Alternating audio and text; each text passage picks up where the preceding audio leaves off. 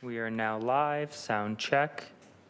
Public Works Committee meeting for Monday, June 13th, 2022, sound check.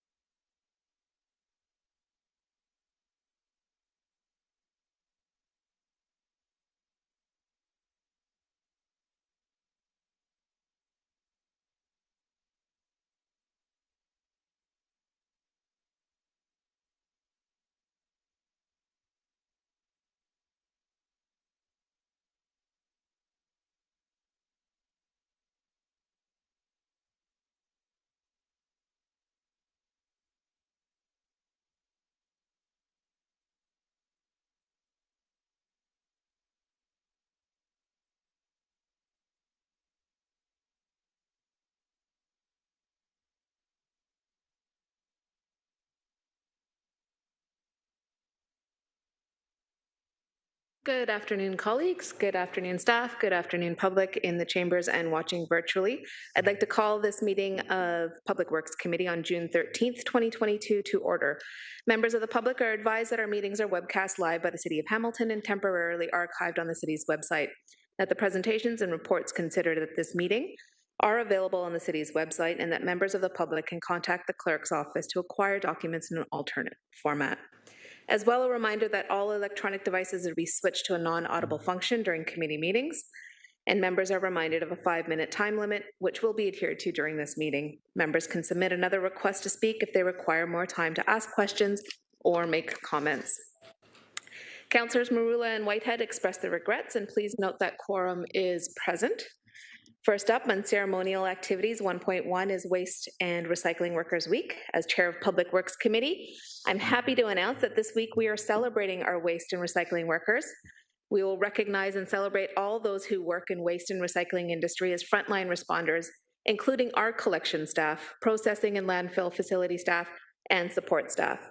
Throughout this week, the City will showcase its appreciation and recognition and the commitment of staff by highlighting the important work they do through videos and photos shared across our various social media channels.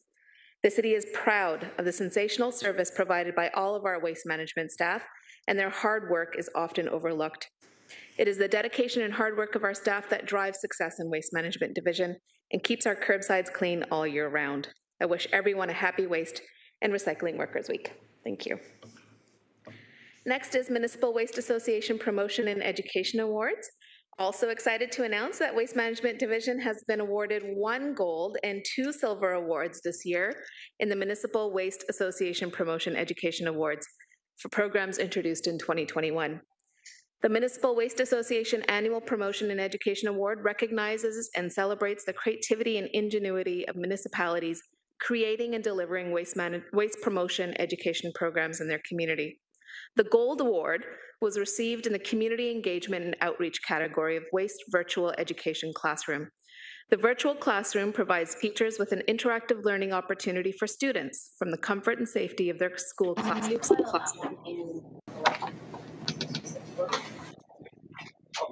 Using a smartboard or tablets, and takes them on a journey through Hamilton's waste management system.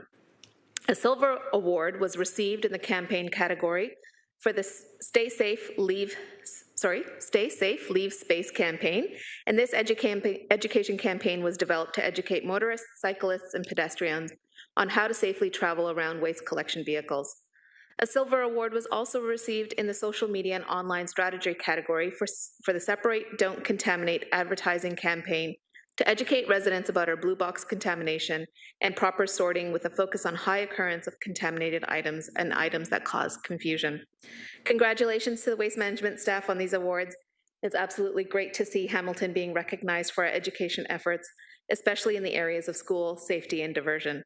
Once again, on behalf of the Public Works Committee, I want to wish all of our Waste and Recycling Workers Week a great one, and congratulations on your achievements.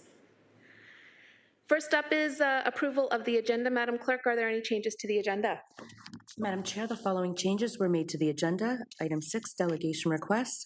6.1, Nick Carnicelli, Sergio Manchia, and David Horwood, Roxborough Park, Inc., respecting the Roxborough Park redevelopment for today's meeting. Item 12, notices of motion. 12.1, installation of salt-tolerant perennials on the medians on Paramount Drive, Hamilton, Ward 9. And 12.2, replacement of tennis courts at Bullock's Corners Park, 20 Park Avenue, Hamilton, Ward 13. Thank you. May I please have a mover and seconder to approve the agenda? Moved by, as amended, Councillor Pearson and Councillor Farr. Thank you. Any discussion on the agenda as amended? Seeing none, that will require an electronic vote.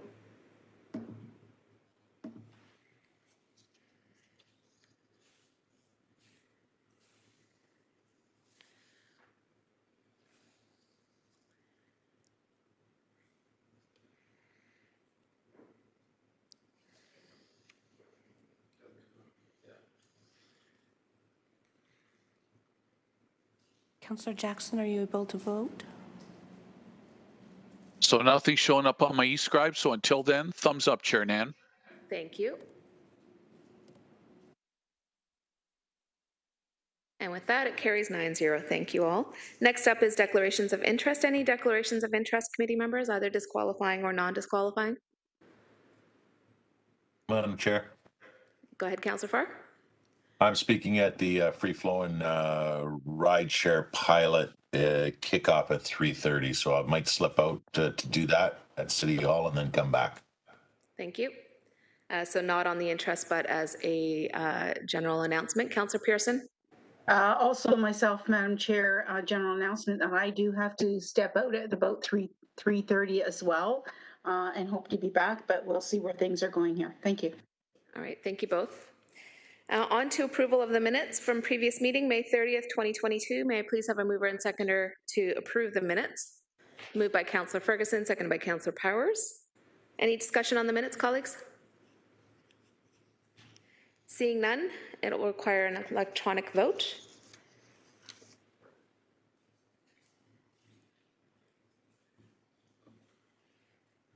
And Councillor Jackson's thumbs up. Thank you.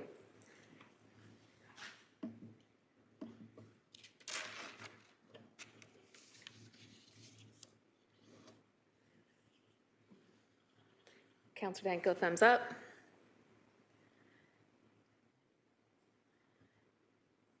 And that carries 9-0. Thank you. Next up is delegation request 6.1 as outlined by the clerk. Nick Carnelli, Sergio Manchia, and David Horwood from the Roxborough Park Inc. respecting the Roxborough Park redevelopment for today's meeting. Please have a mover and seconder to approve the delegation request for today's meeting. Moved by Councillor Pearson, seconded by Councillor Farr. Thank you both. Electronic vote. And thumbs up for Councillor Jackson. Thank you very much. And Councillor Powers, also thumbs up.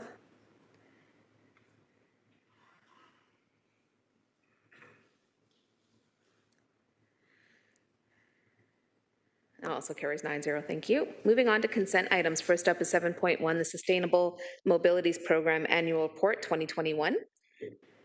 May I please have a mover and seconder to receive the consent item and or indicate if you have questions. So first to get it on the table, moved by Councillor Danko, seconded by Councillor Pauls. Thank you both. Any discussion on this item? Recognize Councillor Danko put his hand up in chambers. To the speakers list, go ahead, Councillor Danko. Thank you, Madam Chairman.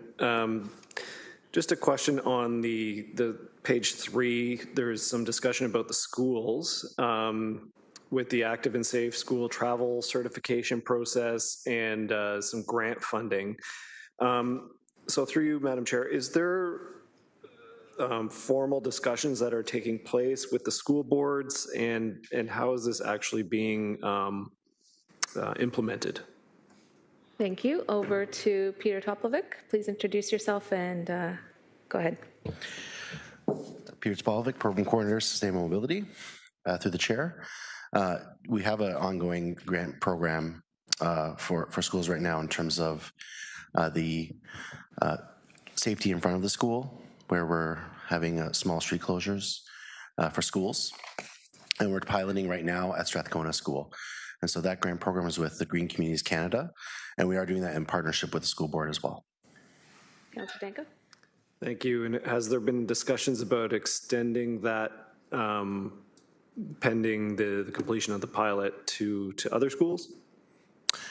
Through Madam Chair, yes, that's correct. If the pilot goes well and we work out some of the details, we'll be able to roll it out to other schools in the city. And we're working with a variety of partners, including the school board, but also the police as well as SEAT, to make sure that these are done properly. And that's actually, the first pilot is actually starting tomorrow.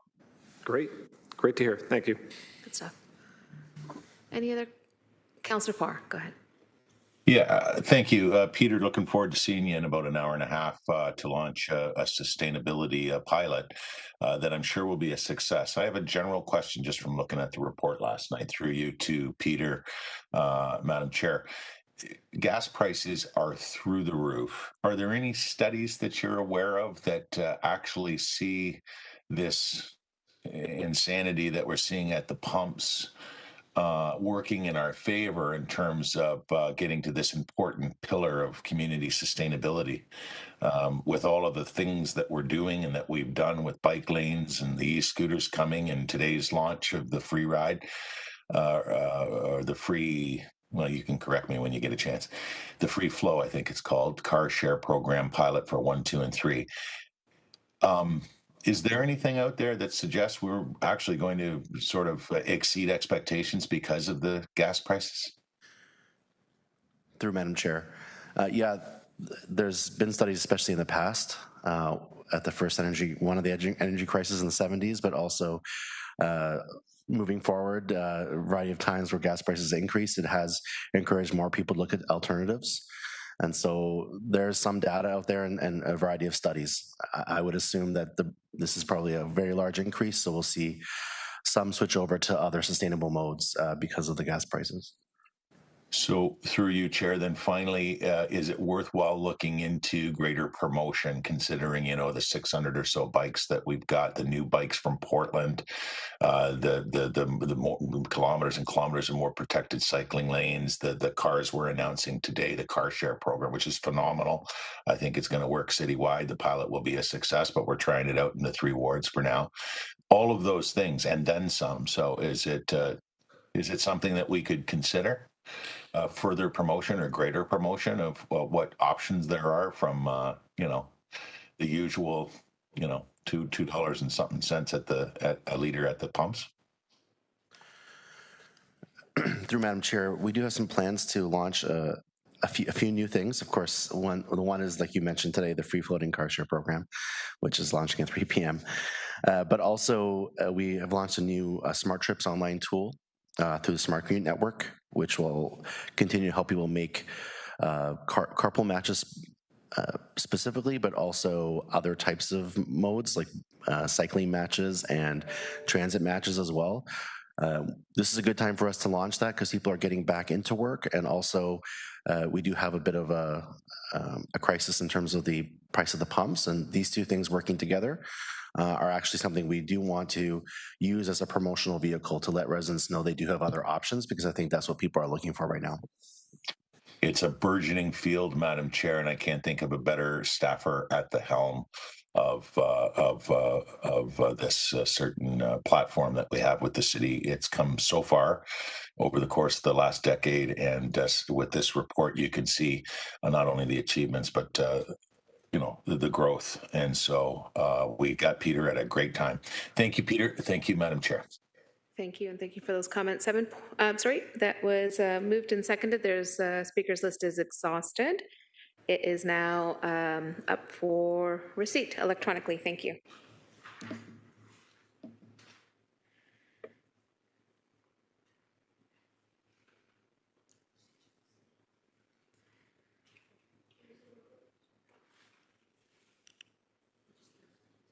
And that carries 9-0. Next up is 7.2, Ward 1 Multimodal Connections Review, Report PED 22132.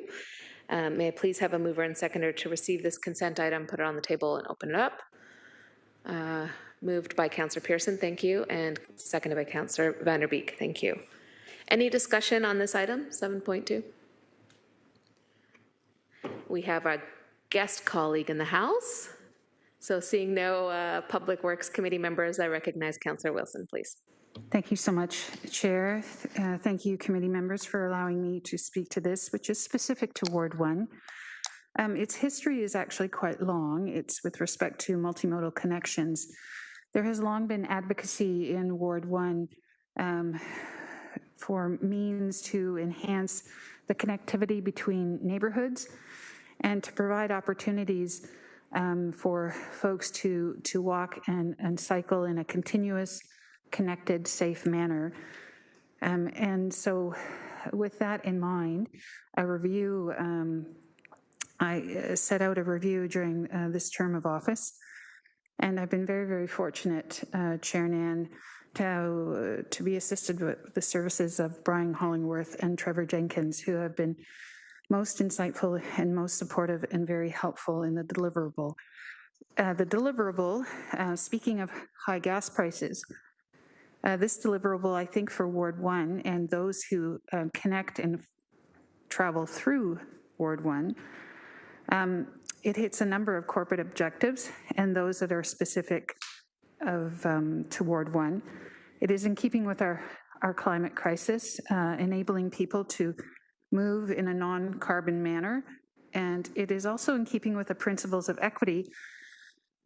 Chair Nan, there's 22% of Ward 1 residents do not own a car. And so a car, it costs about $10,000 on average a year to own a car.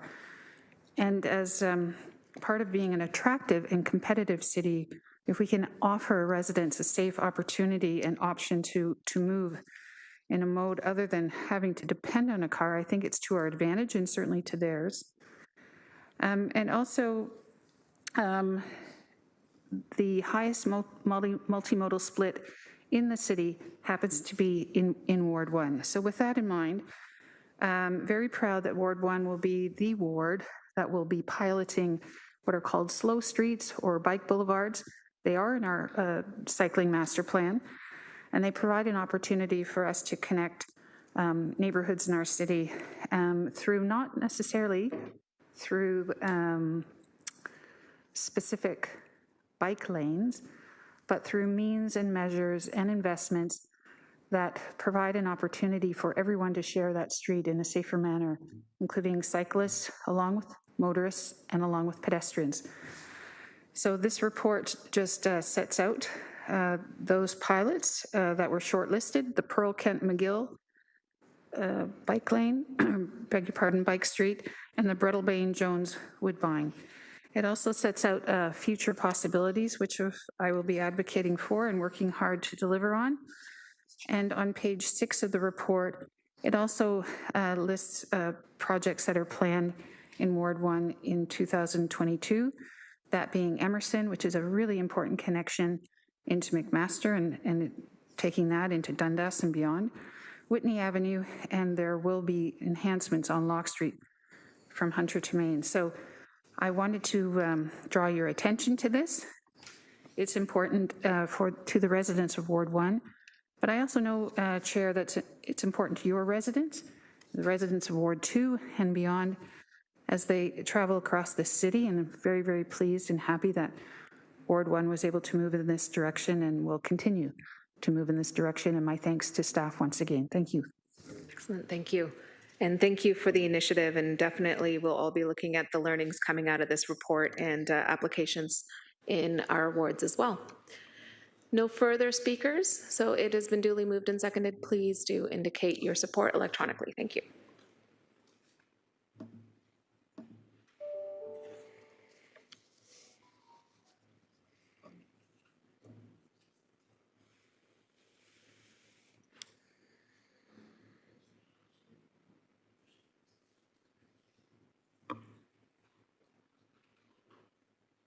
And that carries 9-0. Next up is 7.3, Public Information Portal to track environmental issues on City of Hamilton projects, report PW 22049. May I please have a mover and seconder to put this on the agenda?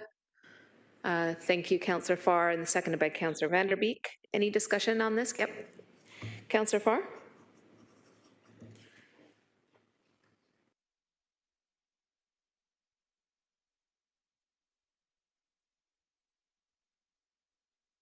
No, I just initiated it. I just want to thank staff and happy to move this along. Okay, next up is Councillor Danko. Thank you. Thank you, Madam Chairman. Just a couple comments. Reading the report, so my understanding is that the City Hamilton is moving towards an open by design, meaning that we will be openly publishing and sharing all information unless there's a specific reason that it can't be.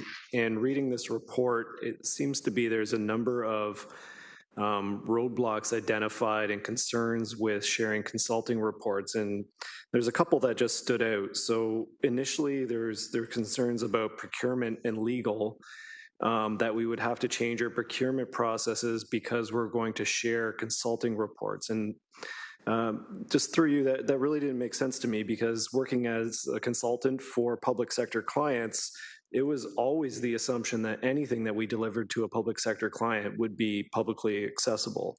So through you, if I could just ask staff specifically, isn't that what the understanding currently is for all consultants that are doing work for the city of Hamilton, that they should always assume that their reports are publicly accessible?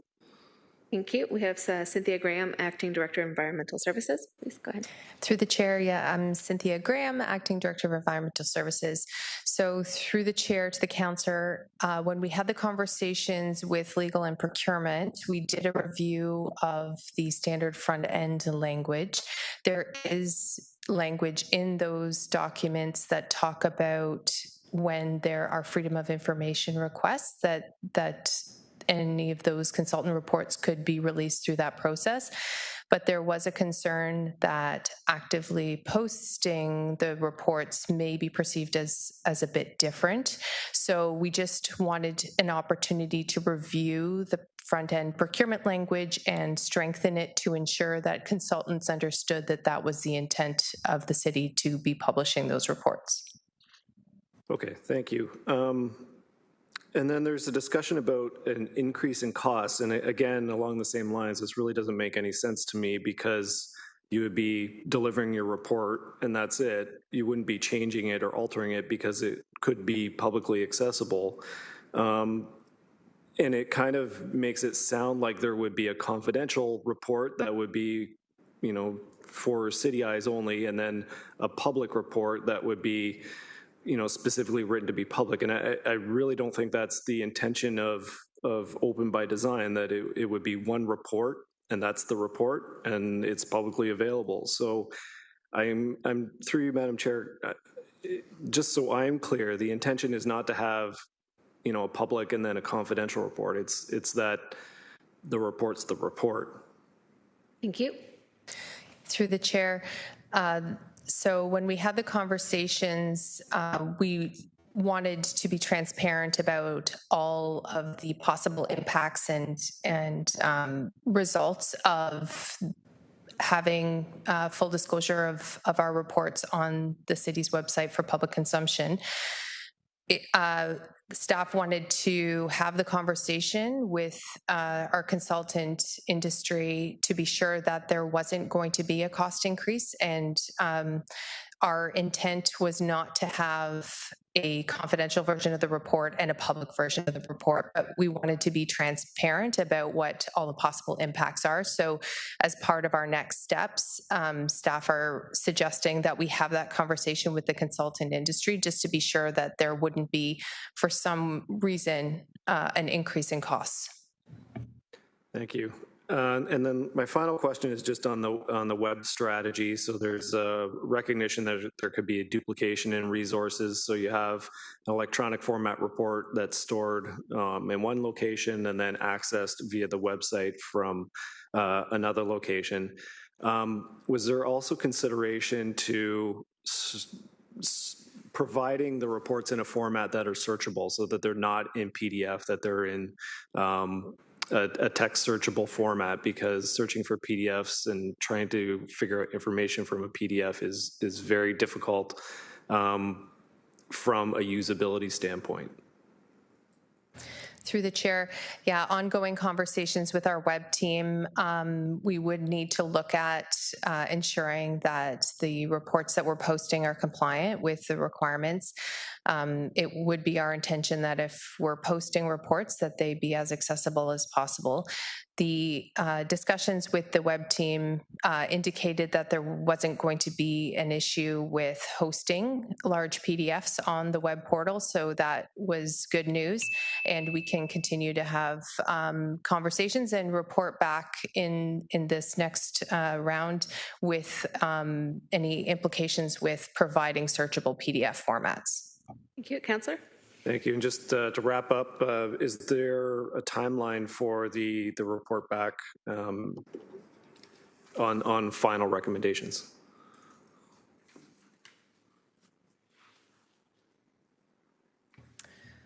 Through the chair, I'm going to continue to work diligently on this initiative and hope to have a report back to committee early in 2023. Thank you. Those are all my you. questions. Thank you. Seeing nobody else, it is duly moved and seconded. Up for electronic vote, please.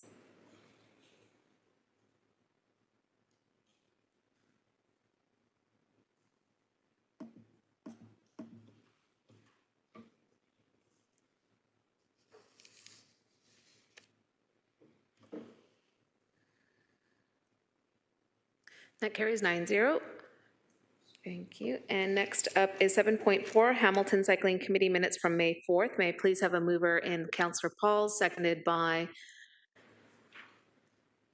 Councillor Vanderbeek. Thank you both. To receive consent item 7.4. Any discussion on this? Councillor Ferguson. Yeah, thank you, Madam Chairman. I'm looking at item Roman numeral 2 on item 9. It looks like notices of motion.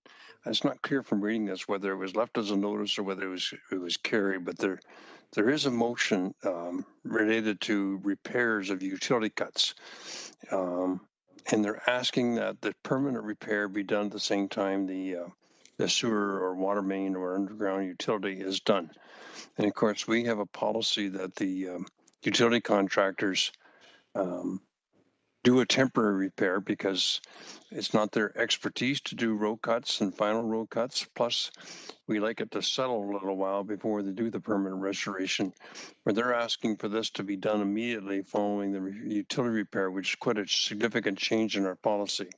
So my first question to the appropriate staff, and it might be the Director of Engineering, but not sure. Are you aware of this motion?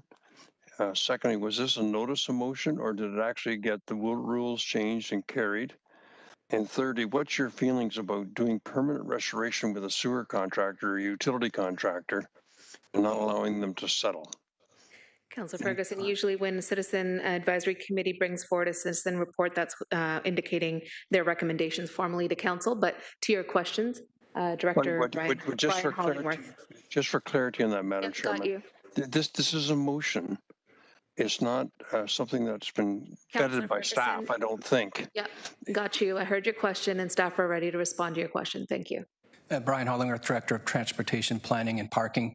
I can confirm that this remains a motion. It has been on the Cycling Committee agenda for a good several months, in part because we're working with the committee to kind of provide enough information that they understand the issue and all the things that Councillor Ferguson requested. And as the chair noted, there will be a citizen's report that comes forward at such time as when it's considered. Thank you. Thank you, Brian. Seeing no further questions. Oh, Councillor Pauls. Yes, and I want to say that I've enjoyed going to the Cycling Citizen Committee, but it was always on Wednesday. And as you know, Wednesdays are not good for us. We have either council or GIC. So as you noted, we have changed for the next term of council to be on a Tuesday at 4:45. And so next term of council, the meetings will be held on Tuesday, not Wednesday. So I just want the public to be aware of that. Thank you. Thank you, Councillor. And it is duly moved and seconded and available for electronic vote, please.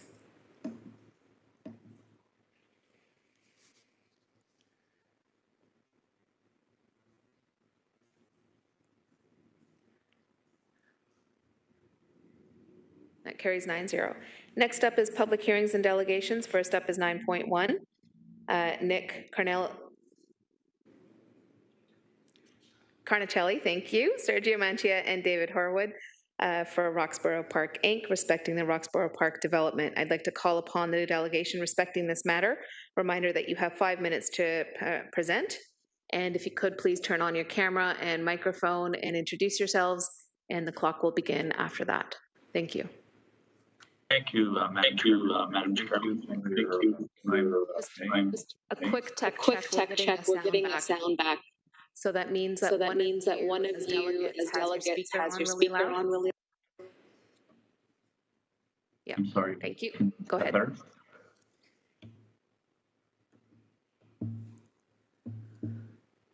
Madam Chair, is that better? Yes. Okay, great. Thank you for your time this afternoon. Thank you for allowing us to speak to the matter. I think my partners need to mute for the time being. That might be the problem. There we are.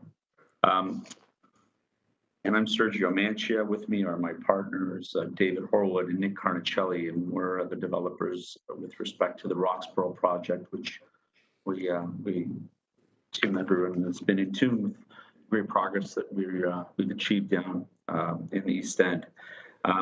We're here before you with respect to one element of the project, and it's the CMHC federal building that we're working on, rental building that we're working along with the city.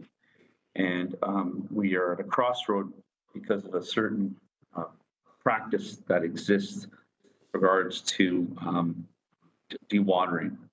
And unfortunately, staff and their practice, not policy, but practice, is doing what they must. And we're here today to just ask committee for us to continue to have liaison and discussion, because the end result of this is nearly $1 million in additional costs that our engineers, both structural,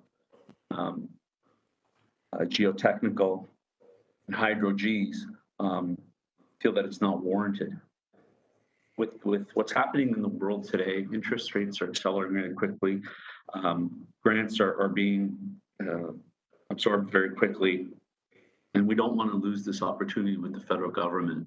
So David will speak a little bit more towards our application and what's happening, and Nick will get into a few of the technical issues, but we certainly would request and ask that this committee sort of listen to us and have some consideration on why we feel that in this particular end of the project, where it is basically a storm tank, which we're building and is outletting into a storm sewer on Queenston, doesn't particularly require the dewatering. Again, the experts have indicated that to us, and the cost can jeopardize the project.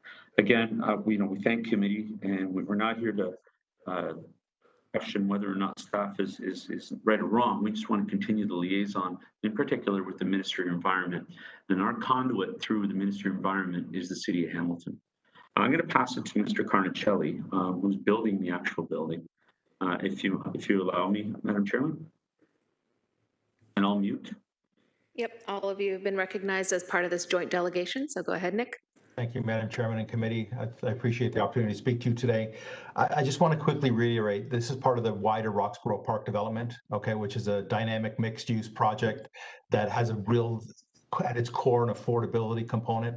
What we're speaking of today is the Roxborough Park affordable rental building, which is 2 12-story buildings that have been approved that are moving towards construction, 352 units that we're in the short strokes with CMHC financing. Further, I want to say that, although these requests seem to be common, this is not a common circumstance. All right. As some committee members may be aware, we had a quite complex servicing storm issue on this site that took years to resolve. The result of that, after collaboration and working with our partners, the City of Hamilton and staff, okay, at all levels, was this alternate storm system. Okay, this storm system actually runs underneath this building. Okay, it's a 2 million liter storm tank that is actually underneath this building. All right, based on that, it creates a whole host of complexities. So this is not a simple, downtown development where somebody comes and says, oh, it's going to cost me more money, I don't want to do this dewatering. Okay, that is a main fundamental point that separates this from a typical request. All right, which I believe, maybe would give the committee and staff rise to maybe speak to us further on this. The second issue that I have with regard to making this not a very unique application is the extremely low flows. Okay, the project has less than half a liter of water per second. All right, so it's hard to understand what that actually means. On a 352 unit project, which is quite large, it's an extremely low flow. All right, we believe that we can prove that it'll have no impact. And, to kind of give a comparison, it's the equivalent of flows of 8 single townhomes.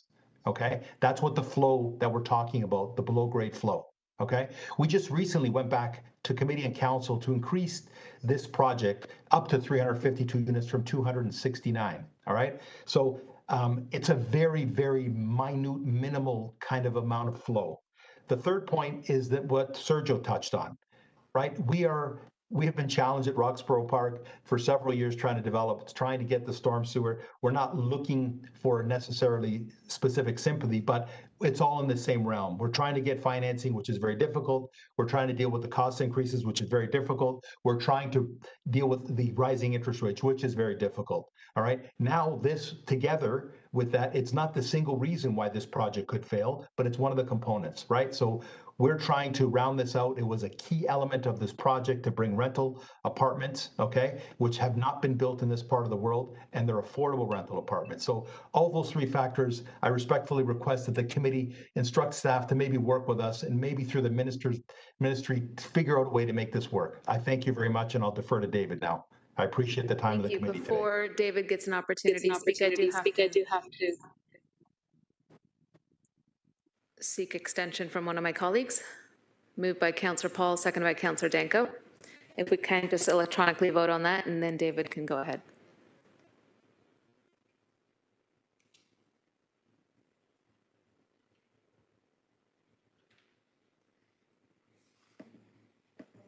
The vote's up.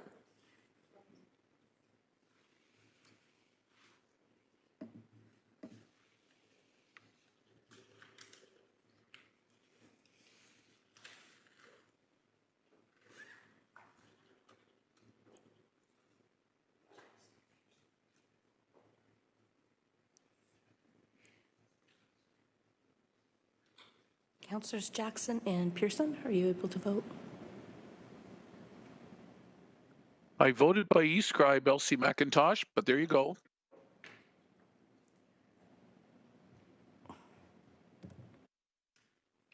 Okay, it's still indicating, oh, there we go. It's very slowly coming through, carried. Thank you for bearing with us through that procedural element. Go ahead, David. Thank you. I didn't realize I had been muted again. I'll keep this as brief as I can. I greatly appreciate the extra time, and I think you've heard some compelling points raised by both Sergio and by Nick. What I do want to tell you is that this has been, to get to this point, has been an extremely collaborative effort between the city, between the private sector being us, and between the federal government, where we have a draft approval from CMHC for the Rental Construction Financing Initiative. The issues that have been raised are important. We certainly recognize the parameters in place here with respect to the environment and the flows. What we want to talk about is the process versus what is practical.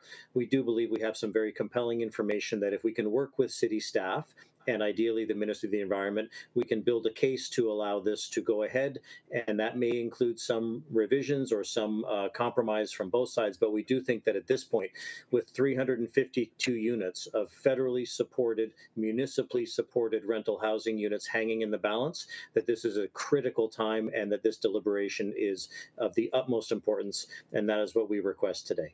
Thank you. Thank you. Madam Chairman, I'll just sum up very quickly, and thank you guys again for listening to us. You know, we're not trying to prove science without the science, and that's all we're asking, is that we know that staff's compelled with their practice, but there is no direct policy. Scenarios such as this, and I've been involved in other projects in the inner city core where dewatering is extremely important, especially when you're abutting such density. We're at the end of the string or the end of the hose and abutting, Queenston Road. We're not going to affect anyone, as Nick indicated, except ourselves. And the engineers certainly wouldn't put their stamp on the line, be it all three levels, if not fourth, the civil, just because we would want to avoid $1 million. It's just we feel that is onerous. Science is the science, and all we're asking is that we can continue to dialogue and continue to work with the MOE. MOE is not aware of this application. We heard some rumblings that MOE said no to us. No, the MOE, the only way we can get to the MOE is through you. Madam Chair, thank you again. We're open to any questions, and we're very excited about this project because, as David indicated, there's a lot of municipalities with their hands out saying, if Hamilton doesn't get this project, we certainly want it, and we certainly want it. We certainly want it. Thank you very much. Thank you. First up, we have Councillor Farr, followed by Councillor Danko, and then Councillor Pearson. Oh, Thank you, Sorry, Ms. my apologies, reverse order. My apologies. Councillor Farr, just hang tight. Councillor Danko indicated first I was looking at the speakers list incorrectly. Then it's Farr, then it's Pearson. Thank you. It doesn't matter to me if Councillor Farr wanted to go first. So, thank you, Madam Chairman. Just help me to understand. So this is the first time, you know, I'm hearing of this, and I am not involved with the technical design or requirements for Roxborough.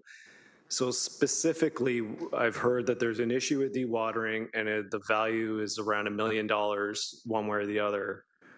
Specifically, what is the issue with dewatering? Is it a requirement to do something that you're requesting not to do? Is it the excavation? Is it the final build? What is the problem? Who from the delegation group I think will be Mr. Carnicelli can best talk to it, but it is all the above in the sense that it's part of the process. And in this case, it's practice that's being introduced on this project that we feel through our engineers if it's not warranted. And that's $1 million that was never projected in David's performa with CMHC. And if you don't mind, Madam Chairman, can I let Nick speak, please? Yes, thank you, Sergio. Thank you for that question, Councillor. You know, it's not only about costs. Again, we, as part of this overall storm strategy, originally was supposed to outlet to Red Hill Creek. This is from 3 years ago. We worked with staff, came up with this alternate strategy. I do not think none of the consultant team, to which we had a large meeting today with everybody, has ever heard of this, with this tank like this and this kind of idea of a bathtub around a 2 million liter tank. Okay, it is a very, very unique circumstance. Our construction team is very seasoned, and so are the consultants. It's a very big challenge. Over and above the costs, okay, there are complexities around, you know, this is a storm tank with a raft slab, all sorts of technical reasons around that. And I'm not trying to overly complicate it, but it's a very unique circumstance. And staff, I believe, every single application that they have where a bathtub, okay, is proposed, because the policy is zero, absolutely zero groundwater, okay, I can empathize with staff because these requests are constant, because every developer comes back and says, you know what, it cost me $50 more, I don't want to do it.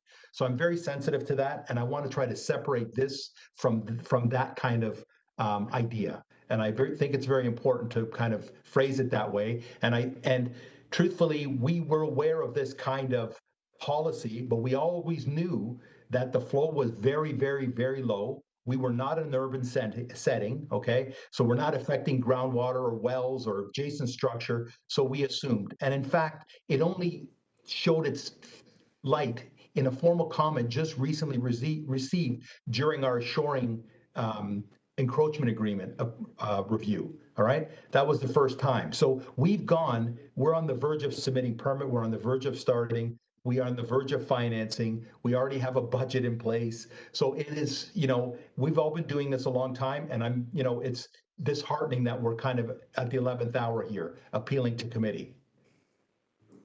Thank you, Councillor Danko. Thank you. I'm afraid I'm still not really understanding what the requirement is that you're asking for consideration or relief from. So zero groundwater infiltration to what? To the excuse me, I'll speak again, Councillor Danko. To the combined though that area has combined sewer, sanitary and storm, so discharge to that combined sewer, okay? Which the argument is that it's reaching capacity, okay? And so you have a policy where you want little if no discharge. So to give some context, we are in the 35,000 liter range, okay? There's a 50,000 and above range, which requires some action to get a dewatering permit. This is well below that, okay? So the argument is that you're reaching the capacity of it. We'd like the chance to prove that, okay? And I think if we can prove it, that's one story, but we believe that it's such a low amount of discharge, it does not warrant this extreme measure, right? And it's, as Sergio said, it's not a policy, okay? It's something that staff is enforcing on every application moving forward. And I think the spirit of it is in areas, downtown core areas, is where the real impetus is. And I think this committee, if they've ever dealt with this issue, is probably in that type of context. Okay, so if I can summarize then, so the practice is zero groundwater discharge to the as-built combined sewer, and that would be from excavation or from the finished construction, foundations or whatever's below grade. And the cost difference is building on-site mitigation measures to eliminate groundwater discharge to the combined sewer. Am I understanding that? And that'll be your final question, Councillor Danko. That'll be time. Yep, go ahead. Who's from the Nick? Go ahead. Maybe, sorry, Councillor, it's Sergio here, and I'm sorry to interrupt.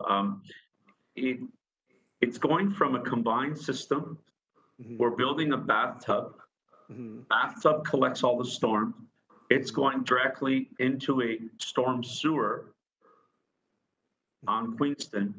And then eventually what we all want is that it will be discharged into the creek. But unfortunately, this pipe doesn't discharge and do the right thing in the creek and do stormwater management properties. It actually goes down to eventually the Woodward treatment plant. But it is clean water, you see, because we're holding it, we're separating the storm from the sanitary now, because that whole area, it is combined. And we're taking 13 acres and uncombining it. So not to correct my partner, it's going from combined to tank to storm. And what's being asked is that as a result of the tank, the technical component that Mr. Carnicelli explained is being requested as practice. We're not saying that it's not good practice. We're just saying, can we just continue to talk? Because we can demonstrate to not only yourselves, more importantly, the Ministry of Environment, if they actually even care, and continue the journey, because it is a costly journey, aside from the dollars. Nick is correct. Sorry, Madam Chair. I just thought maybe that would help a little bit. Thank you. And that was time for Councillor Danko. Is there anybody else from the delegation in that last response to clarify? Okay. Seeing none, next up is Councillor Farr, followed by Councillor Pearson, Ferguson, then Powers. So I spoke to the ward councillor who is good with what's being requested here today. I'm going to get clarity just to be sure for all of us in just a moment on that.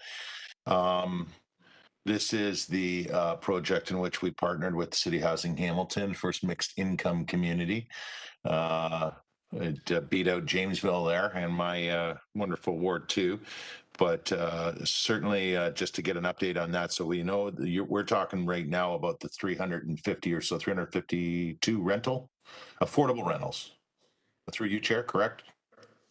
Okay. How many were in the CH building that's now up, and I'm guessing in a few months we're going to have everybody moving back to that beautiful neighborhood. How many units in there? Councillor Farr, 104 units in that building, in a 10-story building.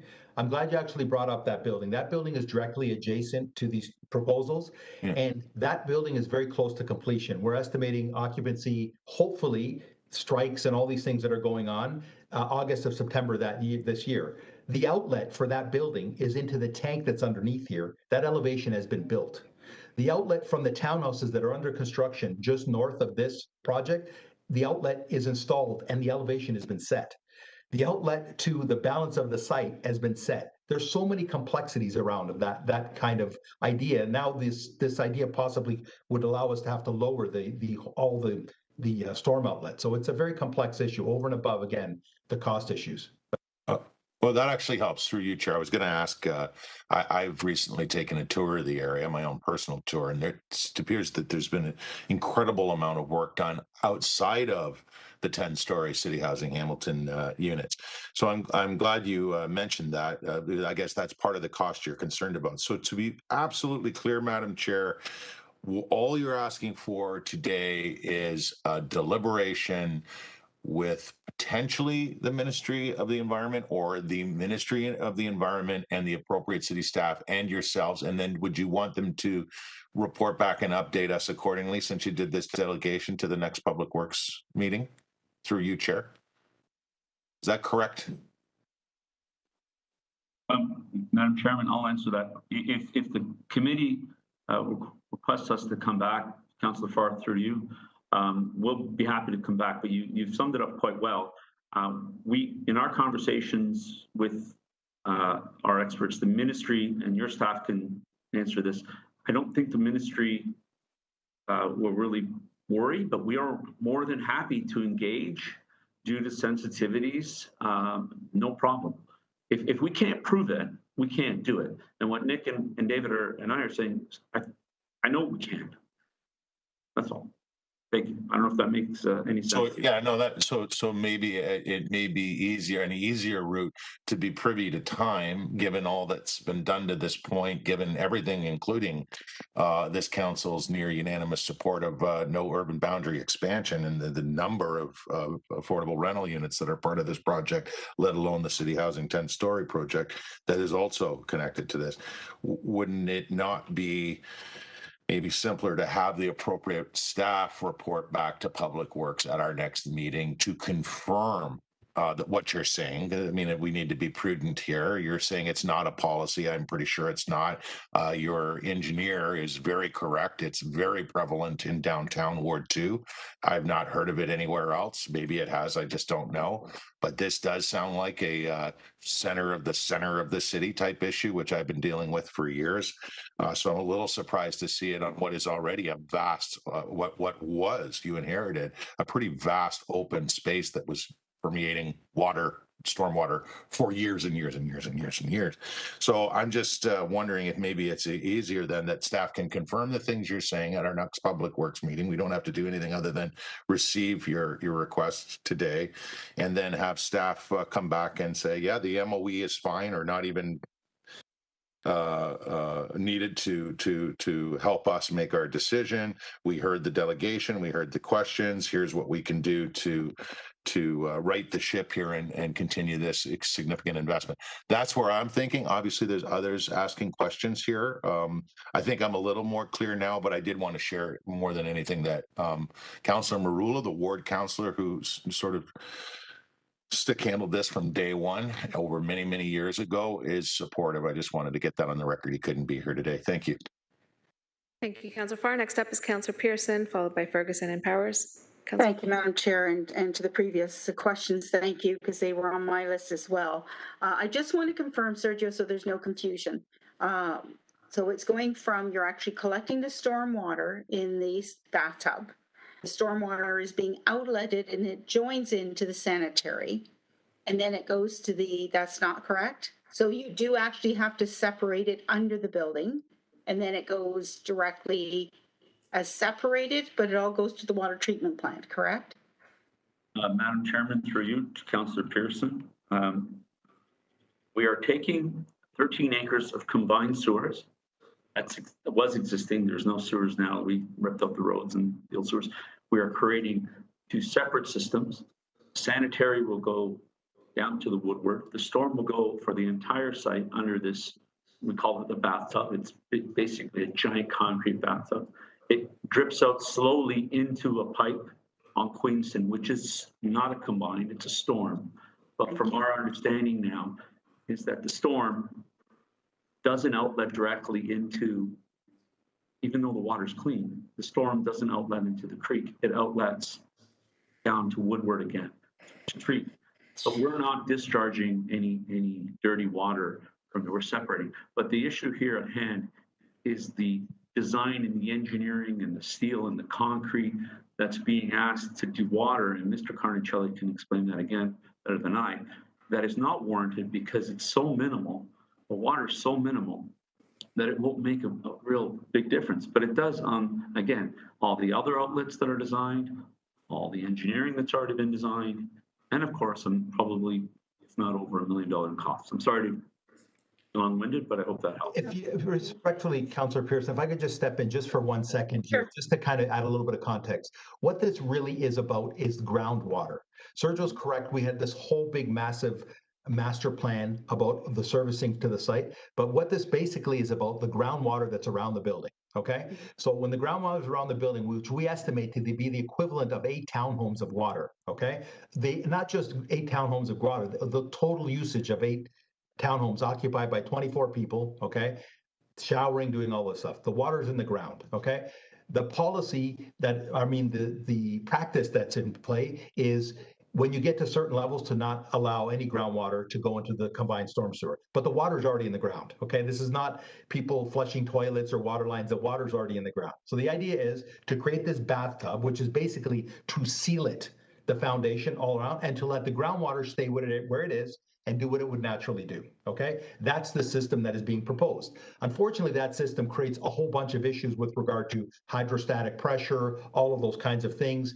Then it forces us to put structural elements. So that's where the complexity, but really what we're talking about is groundwater that is very, very minimal, okay? That gets discharged into the combined sewer that exists on Queenston Road.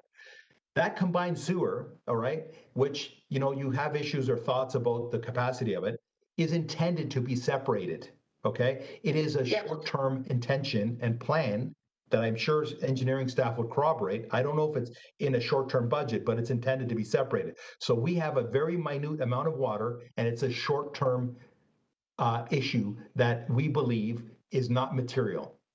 Got it. Thank you, Nick, and I appreciate that. So technically, you've been required to create a system that meets our new policies of separate sewer systems, sanitary and storm.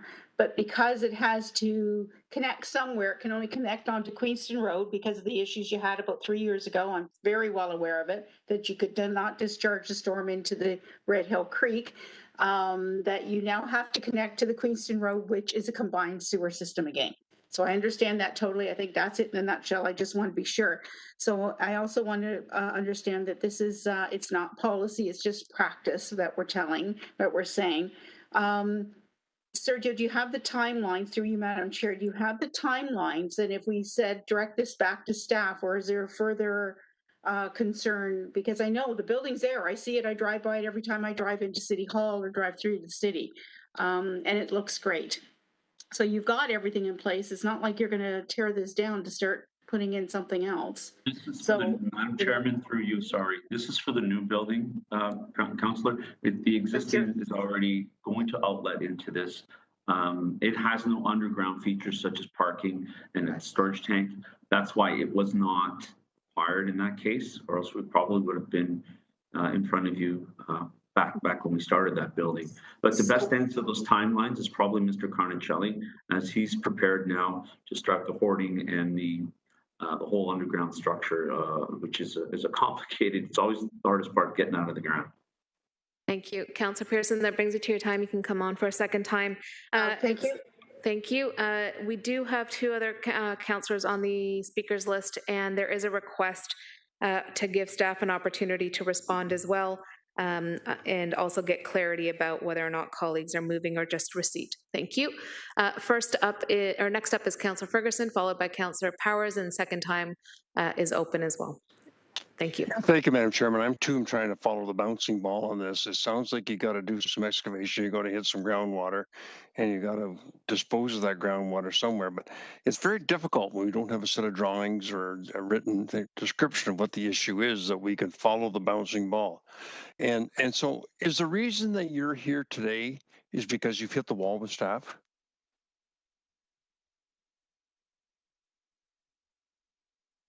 Through your Councillor Ferguson, I'm not sure if that's a fair statement. It's not a wall. We're just recently made aware of this through the review of the shoring encroachment agreement, right? And the initial discussions with staff seem to butt heads with this strict policy, okay? And in the spirit of time, we wanted to escalate it quickly because wasted is the wrong word. We've spent so much time on this alternate storm outlet that runs underneath a building. Councillor, I'm glad that you asked the question because you have a construction background. What this forces us to do, okay, is build a 2 million liter tank underneath 2 floors of parking. The result of this tub is we have to do a 3-meter thick, okay, raft slab structure under the whole thing to hold this tank down, okay? Because with the hydrostatic pressures on the outside of the building, it creates all these complexities. So without a clear equivocal answer from staff or direction, we don't know which way to turn, right? So the initial response from staff, which is in keeping with how they've been dealing with applications downtown, is to say, leave the stormwater in the ground, okay, and bathtub it. And we just know that that's something that's been ingrained, and we're appealing on the basis of these factors that we presented. So we are more than willing to work with staff. We've been working with staff for multiple years on this project with regard to the storm servicing that existed here. And it's unfortunate because if we were able to do the initial servicing that we had intended, we would be able to separate the sewers, okay? All right, it's unfortunate that we're dealing with this issue in a combined sewer. I'm gonna make one other point about this idea. The amount of water that we're speaking of, okay, relative to the combined sewer, you have to compare it to the density of the sites, okay? So that same logic would force the buildings to be smaller, less units, all that kind of stuff, right? So you deal with capacity in one fact when you look at groundwater, but you don't necessarily when you're looking at adding density. So I very much appreciate the question. Okay, so it sounds like you're concerned, or the engineers are concerned the slab could float if you just leave the water there. And so the big concrete slab is to anchor it down then. And so I'm really anxious to hear from staff, because if us going in cold on this, I can't visualize it. I'm trying to, but I'm not sure I'm visualizing it right. So Madam Chairman, at the right time, I would have questions for staff, and I'm glad they're coming on later. Yeah, Thank well, you. certainly, and again, appreciating the concern around not having the clarity around the technical aspects and the fact that there is a due process for this process. And I understand the delegation's request. However, just to clarify, before we go to staff, Councillor Powers, you have questions for the delegation. Well, just one final question. I don't think my 5 minutes is up. One final question to you, Madam Chairman. Is this a public works issue, or is this a development engineering issue? The way I'm seeing it playing out, I would say it's not a Public Works Committee issue. Okay, if staff could confirm that too, I'd appreciate that. Thank you. Yep. So because Council Powers did indicate, and I will go to first-time speakers to exhaust the speakers list out of respect to my colleagues. Council Powers, if you have any questions to the delegation, and then I will be requesting an answer to that question as chair. Thank you. Thank you very much. Appreciate all questions. Council Powers, your audio is very broken up. If you could please turn off your video. Let's see if we can streamline the attention to your audio to get your question heard. Is that any better? Yes, much clearer. Go ahead. Thank you, everyone. I'm sorry, Councillor Powers. It's still every other word. Okay.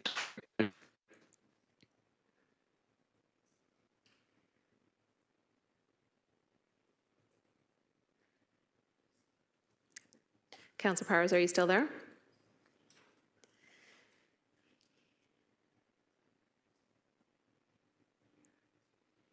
Okay, hopefully he'll have an opportunity to come back. Oh, I did see his profile for a second. Just a moment. Councillor Powers, do you want to try one more time?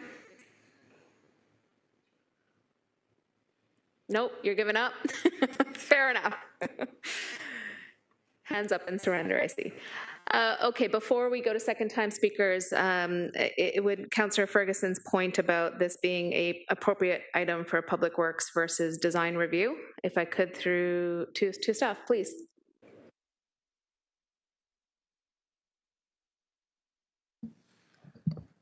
So through you, Madam Chair, Nick Winters, Acting Director for the Hamilton Water Division. The delegation that's before you today would be more appropriate for a planning committee discussion, although certainly planning and economic development staff and public works staff are partners in review of applications like this. Thank you for that. So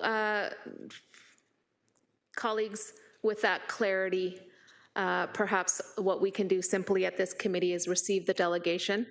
If any of my colleagues want to move anything else, I'm willing to entertain it. in terms of a report back. However, my ruling would be as chair that this is appropriate for a planning process. Councillor Vanderbeek, then Councillor Ferguson, then Councillor Farr, then Councillor Pearson. Councillor Vanderbeek. Thank you, Madam Chair. I'd just like to clarify something. So this is about water. It's about the water side of a development. And what I heard was the developers asking, the delegation asking for us to simply put it back to staff and ask staff to continue working with them. They haven't, in my opinion, they've not asked us to make a decision about what happens with this project or what happens around the actual stormwater management. They've asked us to simply direct it back to staff for further consultation so that they can work through staff toward the Ministry of Environment.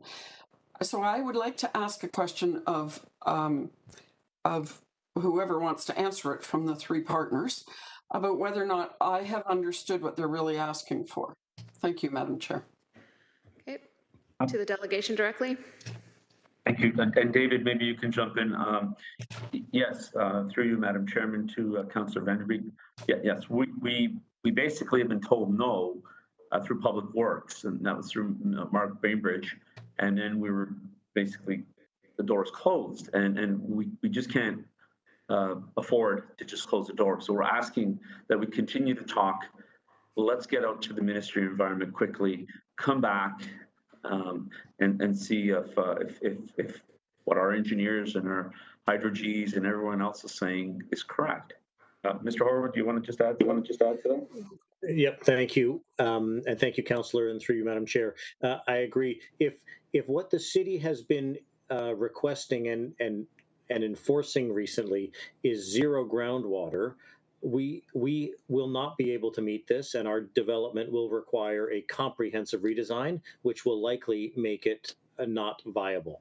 And that's a giant concern for us because although we're near completion on the CHH building, and that is up, and we are underway with additional lower density, medium density townhouse phases on this site.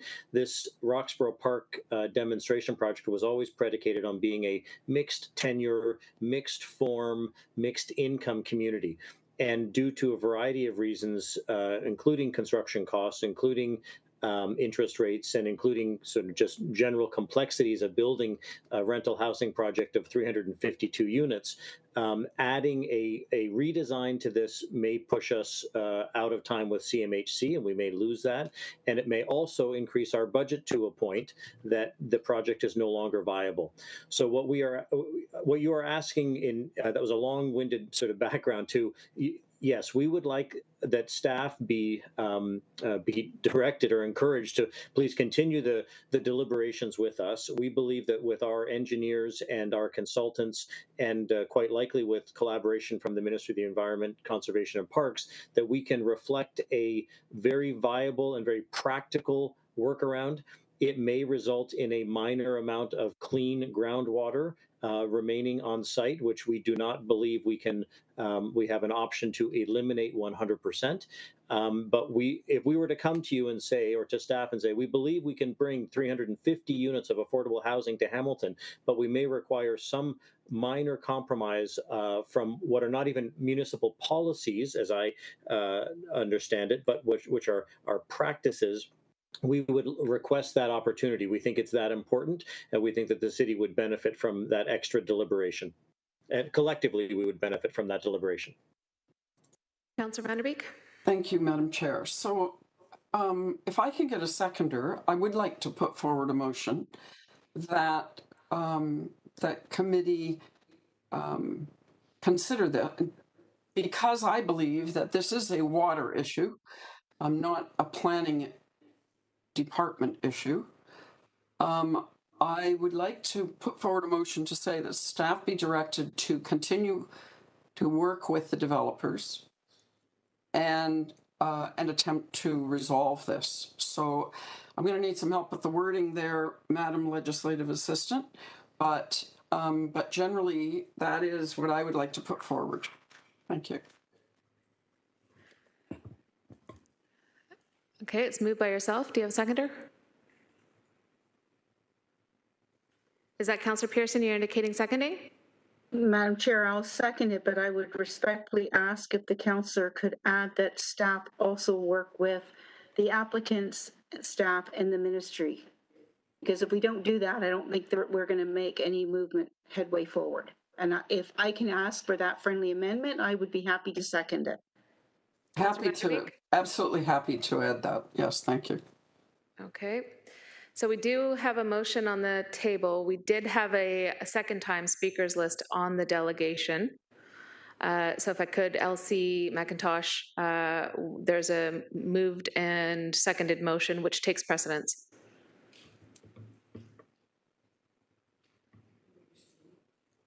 Complete the delegation speakers list and then come back to a motion. Okay, in which case I will honor that there's Councillor Pearson, Farr, and Ferguson as second time speakers on this delegation. We'll exhaust that speakers list and then we'll go to the motion as part of the receipt or move to receive, and then you can put forward your motion, Councillor Vanderbeek. Okay, Pearson, Ferguson, Farr. Thank you, Madam Chair. So yeah, as I said, I seconded the motion with the friendly amendment that I put forward. I'm happy with that. I think it is in the Public Works hands. It's not planning. This is the design of servicing.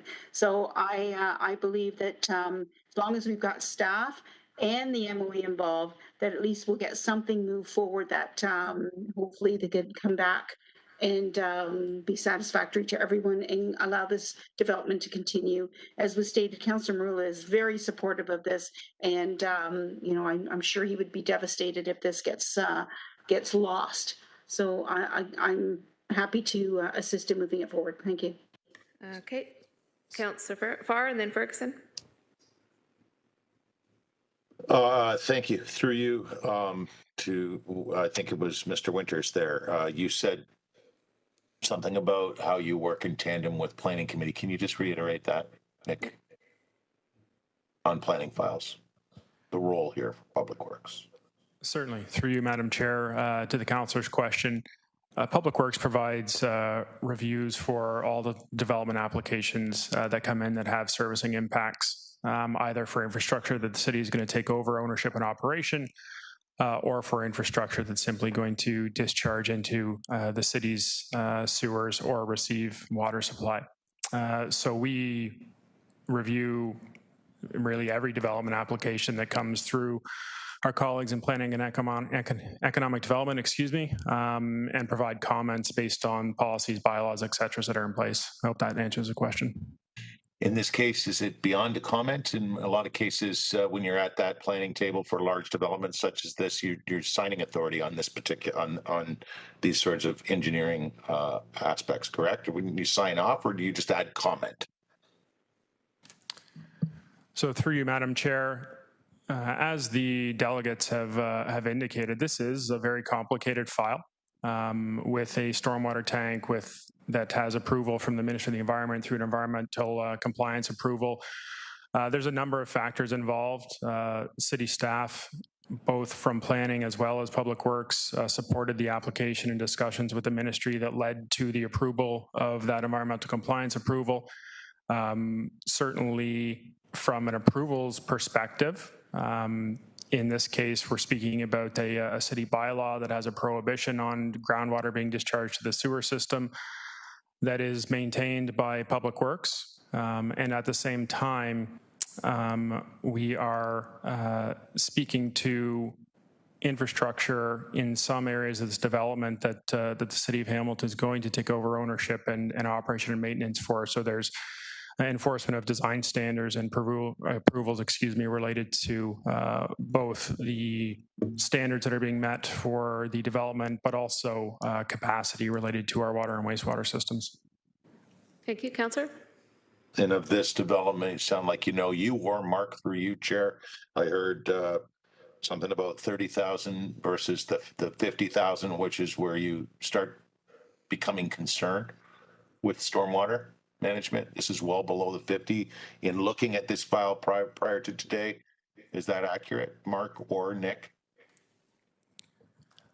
So through you, Madam Chair, the difference between 30,000 liters per day and 50,000 liters per day of groundwater is one of Ministry of the Environment, Conservation and Parks interest. The provincial legislation requires that if someone is going to be taking, a proponent is going to be taking more than 50,000 liters or more per day of groundwater and discharging it off-site, that there be a permit to take water.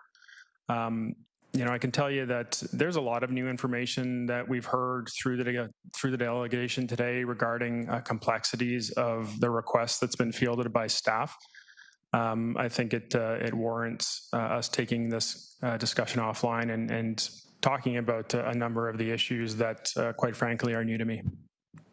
Okay, great, Nick. Thank you. That's all I needed to hear. Actually, that last bit, I'll support the amended version of Councillor Van Der Beek's motion then.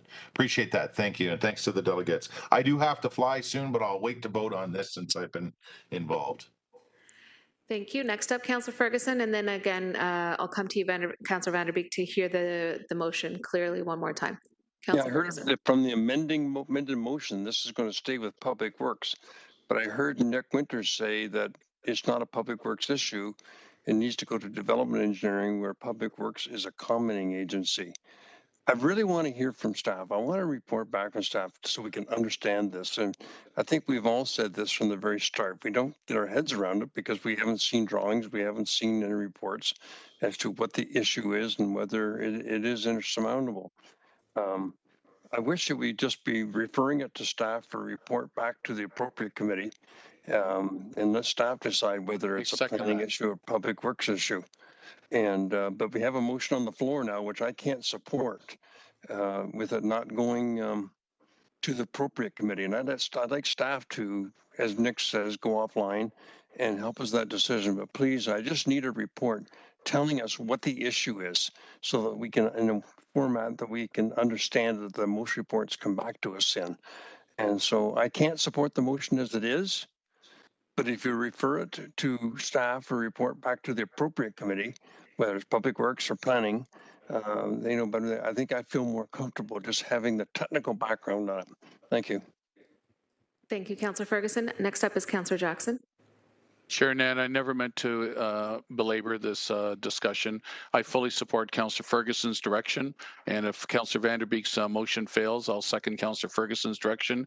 And it's not the MOE anymore, it's the MECP, of course, under the Ford government, Ministry of Environment, Conservation, Parks. I need to know exactly where they stand. Are they supportive of the delegation? Are they supportive of our staff's position? Is there some kind of compromise in between? Thank you, Chair Nan. Thank you. And Councillor Van Der Beek, if I could, after hearing what you've heard from your colleagues, in order to provide, I think, a little bit more confidence here around this committee, and also as your chair of this Public Works Committee, I question the appropriateness of this being here versus it going through its due process of a design review and the report coming back to the appropriate committee. So would you consider further amendments to your motion as such? Otherwise, we're going to vote with as is and then see where it goes. Councillor Van Der Beek, if you could clarify the motion, please. Your microphone is still muted. Thank you. And I was so eloquent. Oh, of course. Sorry about that. Thank you, Madam Chair. I'll start again. I will clarify it, but I would just like to, just make a point. And that is, I don't have any objection to it coming back to the appropriate committee. However, at this point, they haven't asked us to make any decisions except to direct staff to continue to work with them and the ministry, the MECP, as opposed to the Ministry of the Environment, toward trying to resolve it. So I would think that it will come back to the appropriate committee at the appropriate time through the development process, as opposed to us directing it. So because we're not directing them to a specific committee, then I'm happy to add on the end there and that a report come back to the appropriate committee. Thank you. So the motion will read that PW staff be directed to continue to work with the developers and attempt to resolve their concerns respecting the Roxborough Park development, and that staff work with the applicant staff and the Ministry of the Environment, Conservation and Parks. Conservation and Parks, and that a report come back to the appropriate committee. Got it. Thank you. Councillor Pauls is on the speakers list, then third time Councillor Farr. I tried with the speaker, but it didn't come on. I just want to say, I want to make it clear, this is affordable renting units. So if there are any costs added to it, like I just heard over $1 million in engineer costs, we have to be aware of that really, if we do that, the renters will end up paying for it. But it's so important to know that I heard that Sergio, Nick, and David just want the staff to work with them and to work with the MOE. They have no problem doing that. So that's clear. They just want to work to make sure the MOE passes it, and they work with staff. That's all they're asking. And I think the motion reflects to that. I would assume that that's what we're asking. I don't know if it matters if it's in planning or water. I think they go hand in hand. So, but just to be aware, these are affordable rental housing. Yeah. Okay. And I think it's so important for the community to know that. Thank you. Thank you. Market rental housing. Right. Councillor Farr. Through you to Nick. Nick, do you get what's before us? And should we add after the report back to whatever committee with recommendations for committee's consideration? Is that appropriate, Nick, in your professional opinion? So through you, Madam Chair, I don't believe that recommendations would be necessary as part of a report back. And maybe just to add on with regards to the complexities of some of the information that we've heard here today, we're talking about a prohibition that resides within Public Works for groundwater dewatering, but we've heard a lot about design-related issues from the site, which would be under the purview of our friends in Planning and Economic Development, which is why I suggested that that was probably the right committee where we both can be represented. Thank you. Councillor Farr, that's clear. It is, but I don't want to beleaguer it. Nick's focused on the PW bylaw, and PW is very focused, let's say, whenever it's a planning development application, and they're very focused on sticking to the bylaw. And I'm just wondering if the wording offers us to have a little play as a committee overseeing manipulating or amending bylaws is what part of what we do, including creating them. But we'll leave it at that. I'll just wait and see what the final report says. I do agree it can also be a planning issue if you want to focus on the engineering aspects, which Nick and others probably just heard for the first time today. So I'll support the motion.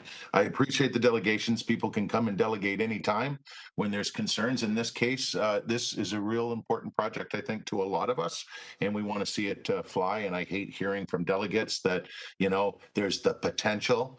I can't believe it would happen here, but if you're hearing from delegates in a fashion such as this, in a forum such as this, that there's the potential to lose out on what has been a celebrated a prospect for Hamilton East, I'd want to try to make it work as an elected official in whatever means possible. And I think staff got that message today too, and was certainly committee. Thank you. Thank you. Councillor Danko's indicating, and then we'll move to the vote. Thank you. Thank you, Madam Chairman. Question through you to staff on the direction before us. I heard earlier that there is a city bylaw that prohibits groundwater discharge to combined sewer system. Did I hear that right? Through you, Madam Chair, to Councillor Danko, that's correct. That's the City of Hamilton Sewer Use Bylaw 14-090. So it's not a practice, it is actually in a bylaw. Through you, Madam Chair, that's correct, yes. Thank you. And my understanding is that we can't provide one-off exemptions to bylaws, that they would have to apply to everything across the entire city. So in part of the report back, would that also be that mechanism of how we would exempt one project from a bylaw versus amending the bylaw for all development in the entire city? Director? So through you, Madam Chair, there are provisions in the bylaw currently that allow for exemptions for this type of discharge. Generally, those exemptions are only going to apply in exceptional circumstances. And if I was to give you a salient example, situations where we have a contaminated site with contaminated groundwater that's undergoing treatment as per a Ministry of the Environment, Conservation and Parks requirement and environmental compliance approval. In those types of situations, it's appropriate for the discharge from those treatment systems, regardless of the fact that it's groundwater, that it be directed into a city sewer system and make its way to the wastewater treatment plant for additional treatment. So there are provisions in the bylaw that allow for some exceptions already. Thank you. So, yeah, so certainly support additional discussion, but I mean, there's complexities that are beyond just this site that I think will have to be discussed in more detail once we receive the report back. Thank you. Thank you. And that exhausts our speakers list. So we, I should stop saying that. I should just ask. Anybody else? Councillor Ferguson. Yeah, just one quick question to the mover. I appreciate you saying back to the appropriate committee. And but your motion says it's referring to public works staff. Can you just change that to staff and let staff figure it out where the heck it should go? I think development engineering has to play a role in this, but certainly Mark Bainbridge and his team is the people who are the commenting agency to planning. So if you could just do a friendly amendment to staff rather than specifically public works so they can sort it out when they go back and start to prepare the report. Thank you, Councillor. You're getting a nod from Councillor Vanderbeek. Absolutely. There you go. Okay, anybody else? Okay, exhausted speaker list. Thank you very much. Councillor Vanderbeek's motion is on the table, moved by yourself and seconded. Nope, it's not. First, we're receiving the delegation, then we're going to the motion. There we go. Thank you for coming in to delegate today. Receipt, it's been already moved and seconded, and need your electronic vote to receive the delegation.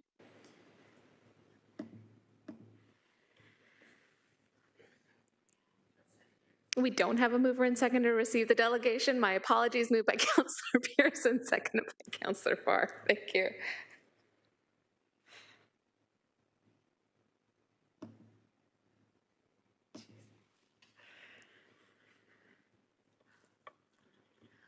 And that carries, I assume. Nope. I'm waiting for a couple more votes. And for the delegates, you may exit the meeting and join on the city's website to watch the rest of the proceedings. I just want to say thank you, Councillor Nan, and members of the committee. Have a good day, and we appreciate and we look forward to working with you on this. Okay. We're still waiting for a couple of votes. Councillor Jackson, big thumbs up for receiving the delegation. And who else are you waiting for? Councillor Pearson, for some reason your vote is not logging in. If you could just indicate with a thumb up or down, please. Sorry, Madam Chair, I'm voting, but I don't know why it's not going through. Okay, it's going ahead. Carried 8-0. Thank you. Now for the motion as moved by Councillor Vanderbeek and seconded by Councillor Pearson, integrating all those friendly amendments. And it is up for electronic vote.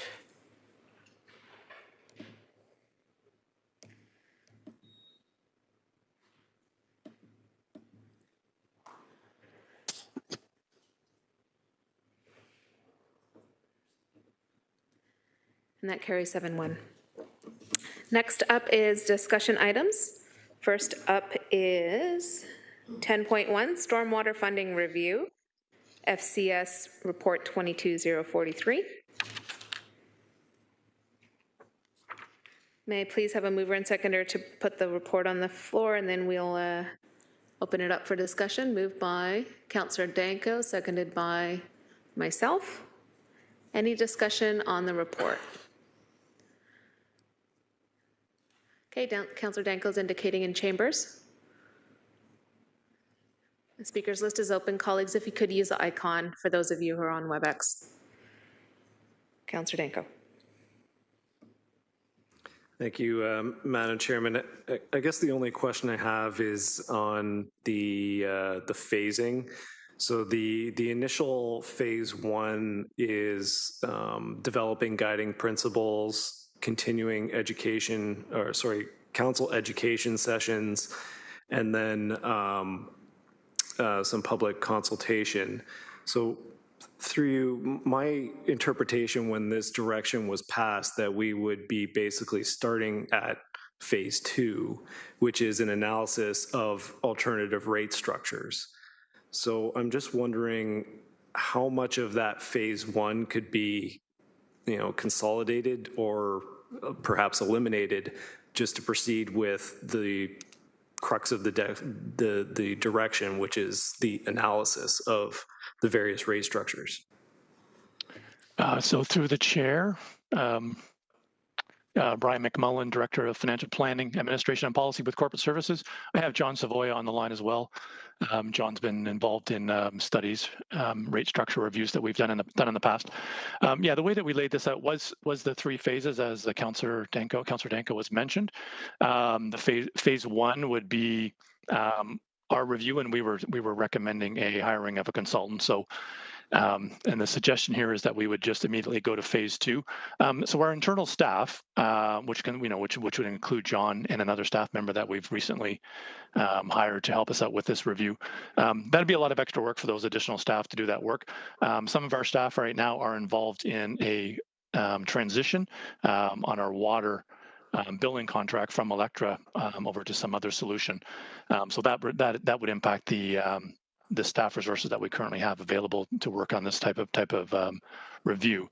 So, in the suggestion with a phase 2, getting it right into phase 2, which would be, looking at the alternative rate structures. We're obviously aware of a number of rate structures and rates that have been put in place for stormwater from a number of municipalities in Ontario, but we would be relying on the consultant to pull a lot of that information together for us in our recommendation to this report. So it'd be a lot of extra work, and we would recommend that we hire a consultant for this for the phase 1, and then move on to phase 2. Regarding the guiding principles, a number of municipalities, when they went through this process, they would have had some guiding principles related to affordability, related to revenue stability for the type of work that would be required to sustain a stormwater fund or a stormwater rate. Part of it is making a decision to whether it would, stay on the water wastewater storm bill, or whether it would move to the tax bill. The billing process is a little bit separate from the type of rate that we might want to implement in the future. John, if you want to add anything about the actual moving to phase 2, that'd be great. Sure. John Savoya, Senior Policy Advisor for Corporate Services. So phase 1 is really intended to speak to the direction. The direction was to look at the various funding options to fund the stormwater program. So that means it's not necessary. This isn't a storm rate review. This is a stormwater program funding review. So we're going to look at the majority of municipalities in Ontario and across Canada still use property taxes to fund their stormwater program. So that would be one option, is to move back to the property tax base. The other, of course, is to refine and develop a dedicated stormwater fee. And there's various models that have been implemented there, or the status quo, which is it is not funded on primarily on the water bill, but it's based on potable water usage, and that's rather a unique option that only Hamilton went to about 20 years ago, less than 20 years ago, and only the city of Ottawa was doing something similar to what Hamilton has been doing, but the city of Ottawa about 6-7 years ago have taken it off that based on potable water usage, and they've developed a dedicated stormwater fee. So phase 1 is to get the resources to undertake the review, do the funding review, and then and have these education sessions with council, and then come up with what is the recommendation. Are we going to move and do more study towards a dedicated stormwater fee structure? Are we going to return it back to property taxes, or keep what the status quo is? And the guiding principles will be used to assess those basically the three options: status quo versus back to property taxes, or refine the into a dedicated utility fee. So that's where the guiding principles come into play, and you know, there really is what's going to drive the assessment that will be undertaken by the consultant. Thank you, Councillor. Thank you. I guess what I'm struggling with, I mean, obviously, in my opinion, this is work that we desperately need to do as a city. We have unfunded stormwater infrastructure. We need to find a way to fund that, whatever mechanism that's going to be, whether that's on the rate budget, on taxes, or a dedicated fee. But looking at the phasing, we don't actually reach a decision on that until June 2024. So I'm not entirely sure what the $200,000 consulting fees are for phase one, because it seems the critical work that will lead us as a council to be able to make that decision all happens in phase two, which isn't included with what's the request before us today. So through the chair, the 200,000 is not just for consulting. We don't know what the consulting engagement will cost firstly. So that's why we're going to issue an RFP to see what that phase one would be, but it's also to support temporary staff, which have just recently been brought on to support this. So it's not strictly consulting. And quite frankly, we don't know what that consulting engagement would cost. So we're just putting it out there that we're obviously going to try and get the best cost we can through the RFP process. Thank you. So then when well, I guess two final questions, as I know I'm over time. Is there an opportunity to consolidate this timeline down?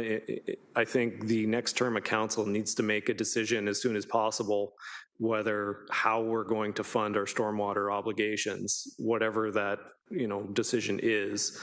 But that needs to happen at the beginning of the term. We've been talking about this for this entire term for 4 years. And then to put it off for another 2 years, in my mind, is not acceptable to me anyway. So is there an opportunity to consolidate that timeline down to provide the next term of council an opportunity to make a decision at the very latest, second quarter of 2023? And then the follow-up question for that is, will there be additional resources required for phase two, or is that anticipated to be all included in what's before us today? So through the chair, as noted in the report, that the timeline will be reviewed and possibly adjusted once the consultant has been engaged. I mean, I think there's an opportunity, from what I've seen from other municipalities, there's only a small number of consultants that have been supporting municipalities in these reviews and in the development of different stormwater funding structures. So, obviously, if they bring a lot of experience, they could condense the timeline quite a bit. As far as actually implementing the say if the recommendation is towards a dedicated stormwater fee structure, then the issue is going to be around billing it. As you know, we don't have we need to come up with a new billing solution. At this point, I mean.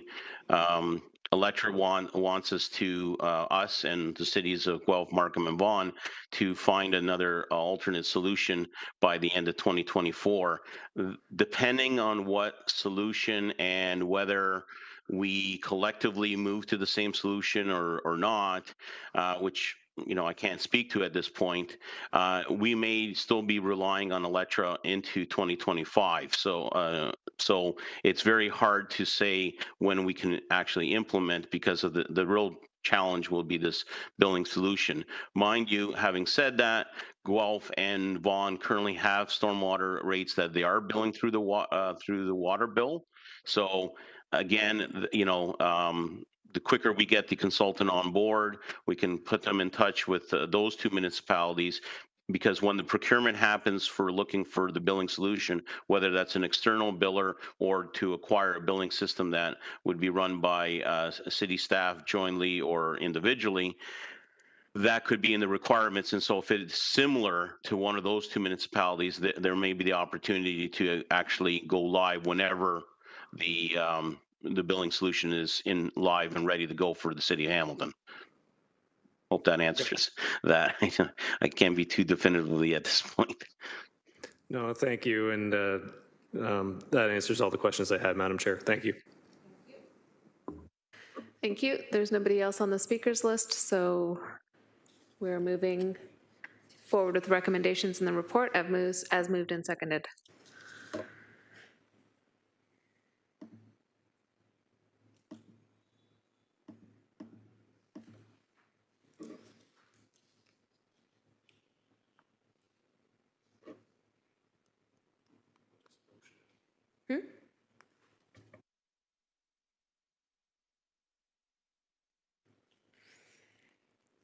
And that carries 7-0. Next up is 10.2, Presto Operating Agreement Amendment, PW Report 17033G. May I please have a mover and seconder put the report on the table? Moved by Councillor Jackson, seconded by Councillor Pauls. Any discussion respecting item 10.2?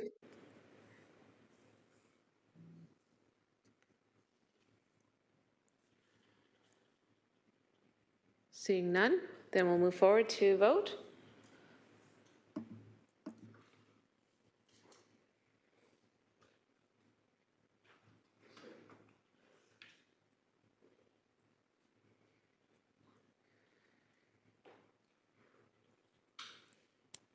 Carries 7-0. Next up is 10.3, White Brick Church Cemetery, PW Report 22050. Please have a mover and seconder put the report on the table. Moved by Councillor Ferguson, seconded by Councillor Pearson. Thank you. Any questions, colleagues? Councillor Ferguson is up first. Yeah, thank you, Madam Chairman. And I didn't know this was happening until I read this report yesterday. And so I'm a little confused by it. I did go to the site this morning and took a look at it. And it was indicated somewhere in the report, I'm just quickly trying to find it, that the condition of the cemetery is not in good shape. And my observation when I got out there is it's in amazing shape. You know, one of the people who look after the property was pruning shrubs this morning. The grass was well cut and trimmed. The stones were level. So I don't know what triggered this. And so I've had a conversation with the chair of the board of the cemetery, and he had no idea this was coming.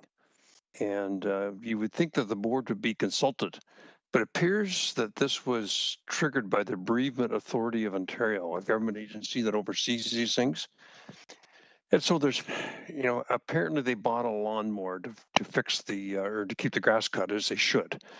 And apparently that falls out of the category of the funds that are available through interest from endowment fund. But they need to cut the grass. When I spoke to the treasurer this morning, she says, well, we only have one account for everything. And they have $22,000 left in it.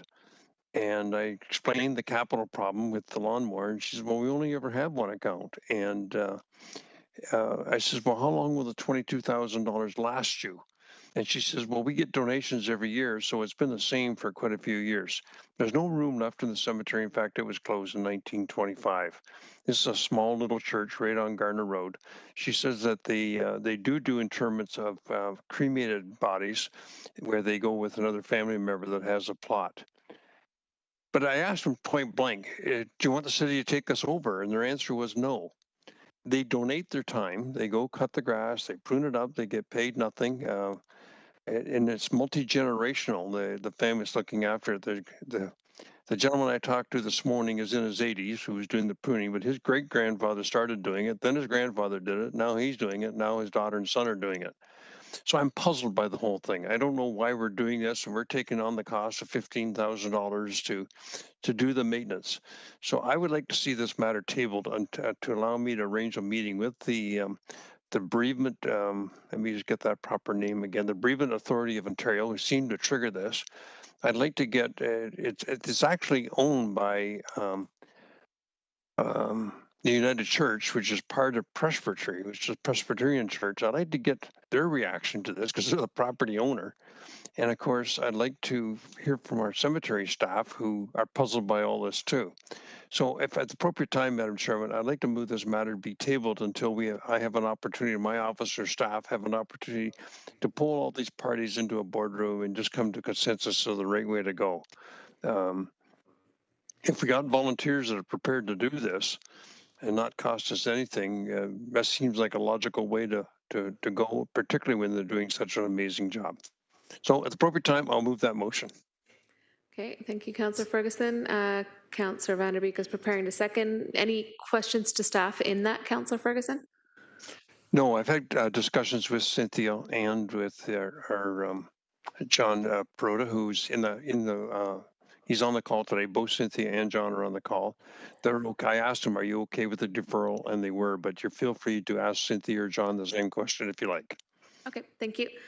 So over to staff, if deferral to a future Public Works Committee until such time that staff and the Councillor's office is able to meet with the parties to find resolution. Through the chair, Cynthia Graham, Acting Director of Environmental Services. Yes, that will be fine. Okay, great. Thank you, Councillor. And so it's been moved and seconded by Councillor Vanderbeek.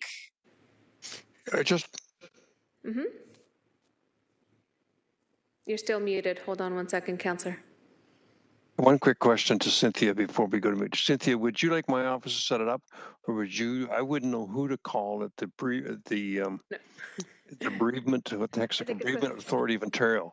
Or the Presbyterian Church, but I can certainly contact the family that's looking after it. So, Cynthia, can your office set this up?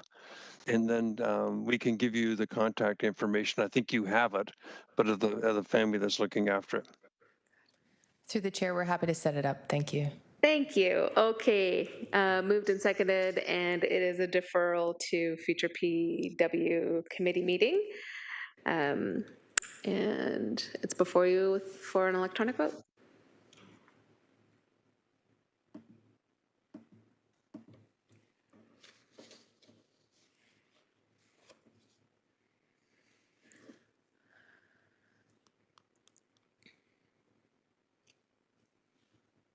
That carries 7-0. Moving forward, it's 10.4, Waste Management Advisory Committee Terms of Reference, Citizen Committee Report. Please have a mover and seconder in Councillor Pearson and Councillor Danko as members of the committee with myself.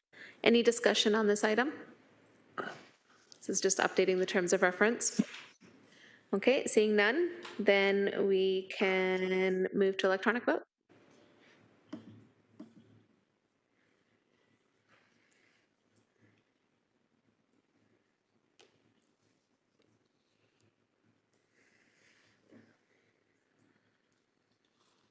And that carries 7-0. Next up is 10.5, Hamilton Cycling Committee Terms of Reference and Roles, Responsibilities, and Expectations of New Members. It's Hamilton Cycling Committee Citizen Report. Mover and seconder, Councillor Paul, seconded by Councillor Vanderbeek. Any discussion on this item? Seeing none, it's before you electronically.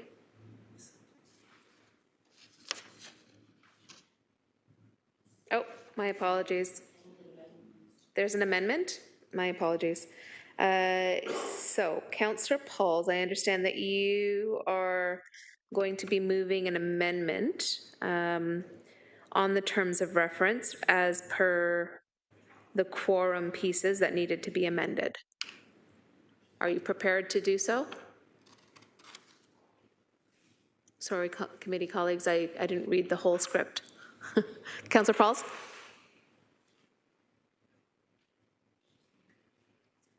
I don't have it in front of me, the amendment, but... I can read it out for you. So it's moved by yourself. You'll need a seconder that the terms of reference for the Hamilton Cycling Committee Advisory Committee of Council be amended by deleting item E of the meeting section as follows. And E is quorum must be received for a formal meeting to occur and be recorded. Right. And the pieces that are being amended are bringing the quorum definition into alignment. with the corporate-wide ones. Okay. Thank you for reading it. Moved by yourself and seconded by Councillor Vanderbeek. You're still okay with doing that? All right. Thank you for And reading it. Sorry? I just said thank you for reading it. I didn't have it in No front of me. worries. Thanks. Anybody need explanation, or are you good? Okay, it's before you electronically.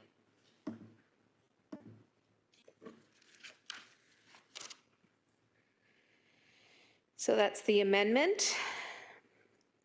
And then we'll come back and do that. Carries 7-0. Elsie McIntosh, that was on the amendment. Is that all that we needed to do, or are we coming back to the main? Yeah, back to the main motion as amended. Same movers and seconders, please.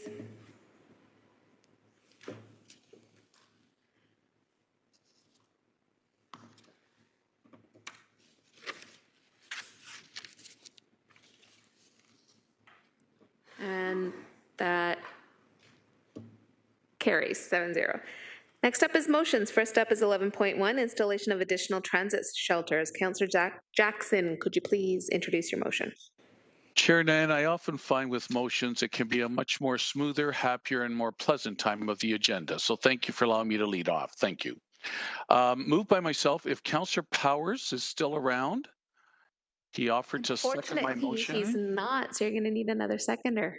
Councillor Pearson, thank you for being on standby and so quickly putting your hand up. Moved by myself, seconded by the Ward 10 Councillor Maria Pearson, installation of additional transit shelters in Ward 6.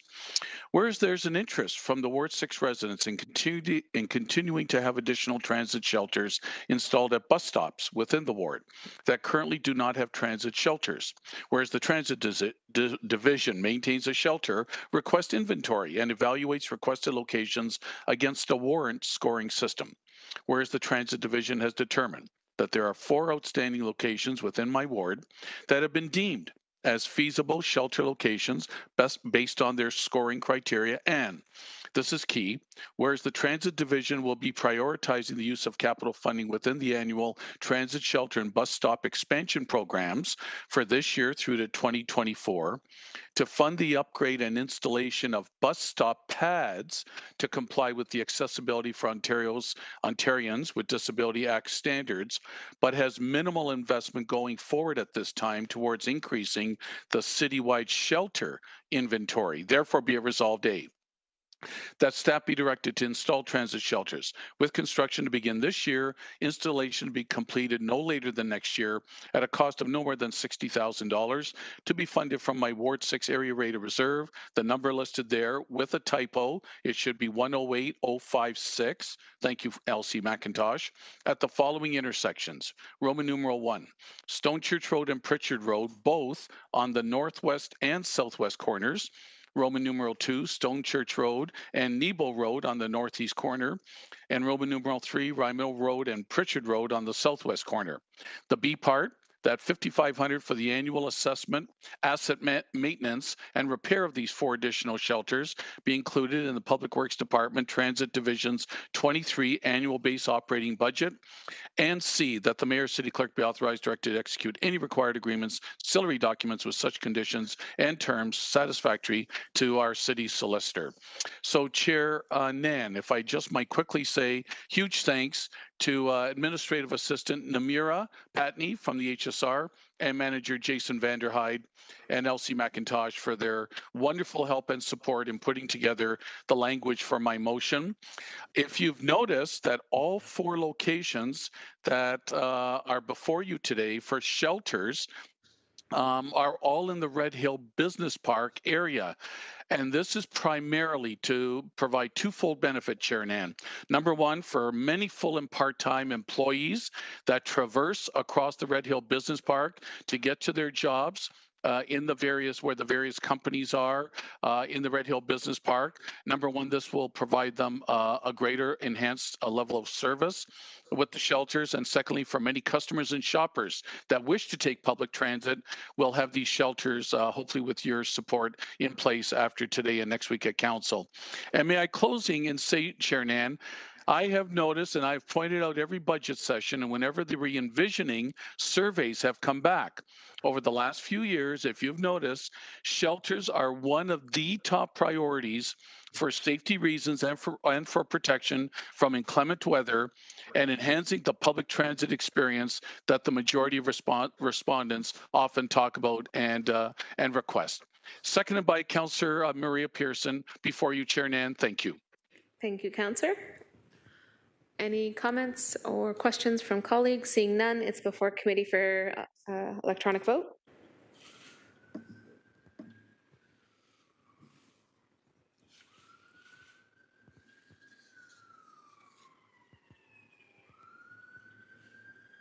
And that carries 7-0. Thank you. Next up is 11.2, improvements to outdoor fitness area at Carpenter's Park at 145 Eagle Glen Way in Hamilton, Ward 14. Again, Councillor Jackson, may you please introduce this motion on behalf of Councillor Whitehead. I will, Chair Nan. Thank you. I have 4 today, 2 for myself in Ward 6 and 2 for other members of council. Moved by myself, seconded by Ward 12 Councillor Lloyd Ferguson. The 2 of us, as you recall, did a lot of extra work to help Councillor Whitehead's office last year. Improvements to the outdoor fitness area at Carpenter Park, 145 Eagle Glen Way, Ward 14. Whereas Carpenter Park, at that address, has outdoor fitness assets to serve the community's recreational needs. And whereas improving the existing safety surfacing of the fitness area, moving from wood fiber to rubber surfacing, would improve accessibility for residents. Therefore, be it resolved, A part, that safety surfacing improvements be made to the existing outdoor fitness area at Carpenter Park at the address listed and be funded from Councillor Whitehead's Special Capital Reinvestment Reserve Fund, number listed, at an upset limit, including contingency, not to exceed $75,000. B part, the mayor or city clerk be authorized, directed to execute any required agreements and ancillary documents, such terms, conditions satisfactory to the city solicitor. Chair Nan, Councillor Whitehead, I spoke to his staff over the weekend, and they said to me on behalf of the councillor, it's time sensitive so that staff can begin the work to hopefully have the replacement material in time for this summer's use at Carpenter Park, and he's putting it from his ward reserve. That's not impacting the levy overall. Moved by myself, seconded by Councillor Ferguson. Thank you. Thank you. Moved and seconded. See nobody on the speakers list, and it's before you for electronic vote.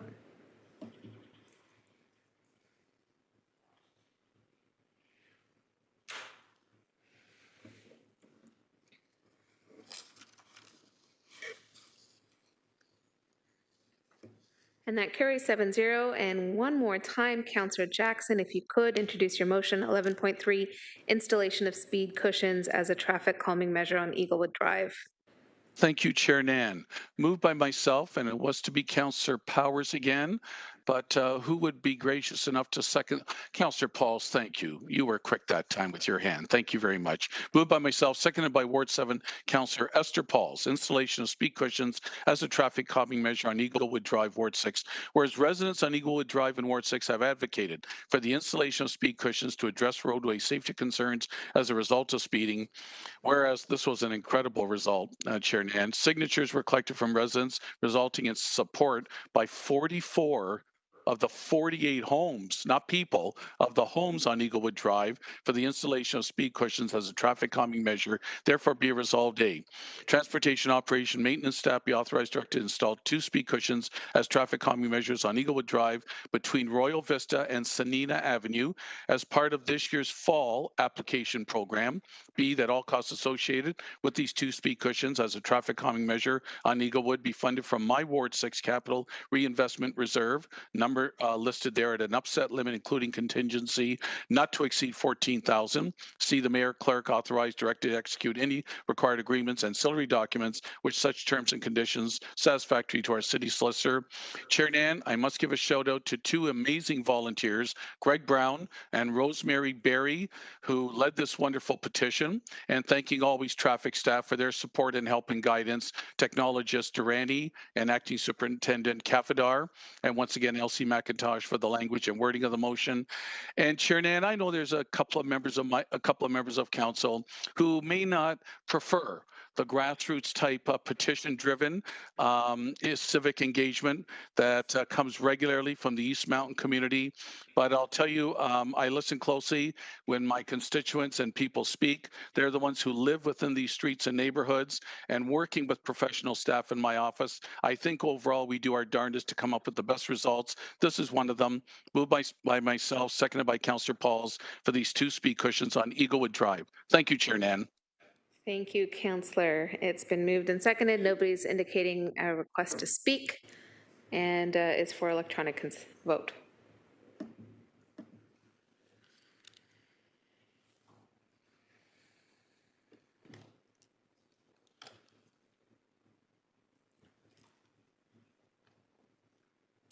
That carries 7-0. Next up is 11.4, installation of 2 dynamic speed signs on Dunduran Street North, Ward 1. Councillor Danko, if you could please introduce your motion on behalf of Councillor Wilson.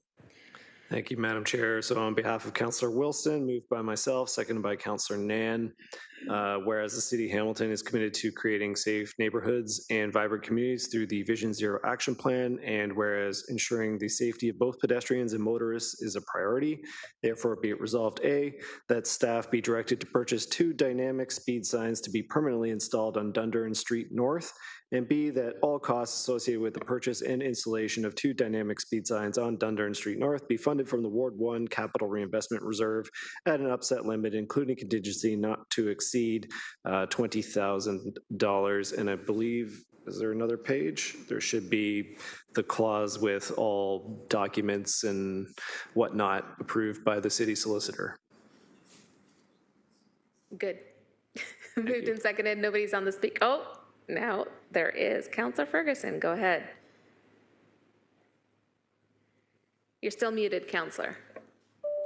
To question of Mike Field, what is a dynamic speed sign? Is this a sign that tells you your speed you're going? Yes, it is, but go ahead, Director.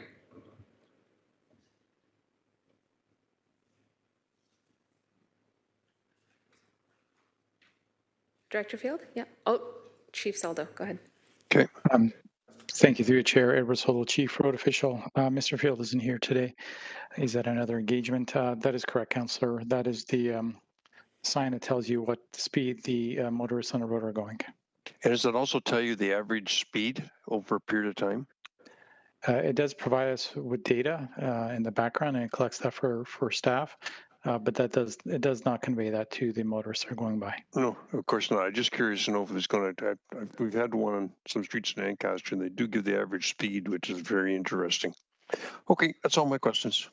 Thank you. It's been moved and seconded, and for your electronic vote now.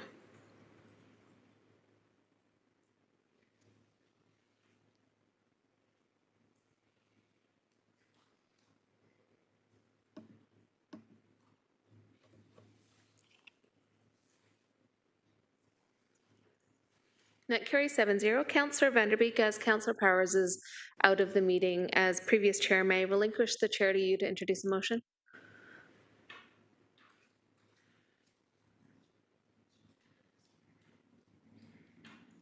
As soon as that mute turns off. There goes that elusive mute button, unmute button.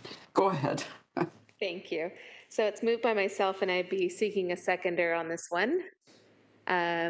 Councillor Danko, thank you very much. It's the expansion of legal street art wall at Woodlands Park for Concrete Canvas Street Festival in Ward 3, whereas Woodlands Park is located at 501 Barton Street East in Hamilton in Ward 3, and whereas Woodlands Park's legal street art wall was piloted in September 2019 with the support of Concrete Canvas Festival as part of the city's graffiti strategy, whereas Woodlands Park legal street art wall has been successful in deterring tagging in the area and providing an opportunity for aspiring muralists to practice their art in a safe, creative, and educational space. And whereas Concrete Canvas Street Art Festival, a multi-day street arts festival at which local and international acclaimed artists alike create murals across Hamilton, will take place July 18 through to the 24th, 2022, in collaboration with the City of Hamilton. And whereas the Concrete Canvas Street Art Festival has requested an expansion of the legal street art wall in the east end of Woodlands Park near Myler Street and Sanford Avenue to be launched as part of their 2022 festival event in Woodlands Park to provide opportunities for young local artists who can be mentored and inspired by local and internationally acclaimed artists as part of the Concrete Canvas Street Art Festival. Therefore, be it resolved, A, that the contribution of $25,000 be made to the purpose of expanding the legal street art wall in the east end of Woodlands Park near Myler and Sanford Avenue in Ward 3 for the Concrete Canvas Street Art Festival as follows. 1, that $20,000 come from the 2022 Ward 3 Area Rating Discretionary Fund as indicated, and 2, $5,000 come from the Ward 3 Cellular Tower and Ward-specific non-property tax revenues account number as indicated, and B, that the mayor and city clerk be authorized and directed to approve and execute any all required agreements and ancillary documents with such terms and conditions that is in a form that's satisfactory to the city solicitor. And if I could quickly, and many thanks to staff and culture as well as public works and those of the incredible artists and Hamilton champions behind Concrete Canvas Street Art Festival. Want to say thank you to all the folks to prepare this motion, but also when we piloted this in 2019, the wall was created primarily for the festival and has generated great impacts in the community and has been a wall that has been featured on so many different artists' Instagram pages, as well as many community members as well, bringing back a sense of pride and celebration of mural art, as well as providing that really important place where young mural artists who are aspiring can be educated and inspired by, yes, locally and internationally acclaimed muralists. We've benefited as a municipality from seeing those muralists grow and seeing so many incredible murals being sponsored on walls across the city. And it's a joy to drive around and discover the new murals as they are unveiled, and really looking forward to the festival taking place in person this summer at Woodlands Park. So it's moved by myself and second by Councillor Danko. Thank you. Thank you, Councillor. Any discussion on the motion? Seeing none, the vote will be on the screen, and it is up. And I can't see if, I don't see any necessary thumbs in the air, so I'm assuming that, and that carries. I'll pass the floor back to you, Councillor Nairn. Thank you, Councillor Van Der Beek. And next up is 11.6, installation of speed cushions as traffic calming measures on East 26th Street, Ward 7. Councillor Pauls, if you could please introduce your motion. Thank you, and thank you, Chair. Back in May, I had meet Councillor Pauls at the park. And so I went to Eastmount Park, and it's a beautiful park. And we had over 30 families there. And not only were they requesting improvement of the park, which I'm doing, which is great news, but also they were concerned about the speed people were going. And as you know, that park is very popular, and there's a lot of, used to have the Eastmount School. So I told them, you do a petition, and we will put speed bumps. And sure enough, about 2 weeks later, I have every house on East 26 wanting speed bumps. And I said that I would put them on for the safety of the children, because even though the school's not there, people still go with their children, their strollers at the park. That park has baseball. Mike Trapper, what an amazing man. I think over 30 years plus, he's been doing baseball. And there's so much activity there. I was there last week, and literally hundreds of people are there with their children. So this is very important, and I'm glad. So I'll go back and read the motion, and I have to go back to my motion, and I'll your seconder. Oh, Councillor Jackson, would you please approve it? Thank you. Yep, go ahead. And I will read it now. I'll just do therefore. Going back here. So therefore be resolved that the transportation operation maintenance staff be authorized and directed to install one speed cushion as traffic calming measure on East 26th Street between Queensdale Avenue East and Crockett Street as part of the 2022 traffic calming program poll application, that all costs associated with the installation of one speed cushion on East 26th Street between Queensdale Avenue East and Crockett Street be funded from the Ward 7 Capital Reinvestment Reserve 108057 to be completed under contract C151222 at the upset limit, including contingency not to exceed $7,000, and that the mayor and the city clerk be authorized and directed to execute any required agreements and ancillary document with such term and condition in form of satisfaction to the city solicitor. Thank you, and I'm sure everybody there will be happy to see that safety being done in that street. Thank you. Thank you, Councillor. And it is before, Councillor Danko. Thank you, Madam Chairman, and very happy to support the direction here, but I just do have one quick question through you to staff. In the direction, it says that 11 of 23 homes on East 26 supported the installation of the speed cushions, which is less than 50% of the homes. So I thought that the cutoff for petition-initiated speed cushions was 70%. So could I just get clarity through you? To Chief Saldo, please. Thank you. Through the chair to the councillor, Edward Soldo, Chief Road Official for the city. The staff did create a draft traffic calming policy that we came back to council with, I believe, just before COVID, and at that time we identified some criteria in terms of petitions, but it was the will of council at that time to defer that policy, as well as the criteria in terms of petitions moving forward and the approval limits in terms of the 50% or 70%. So this time there is no council approved policy related to the number of constituents that have to agree through a petition process. It is at the will of council.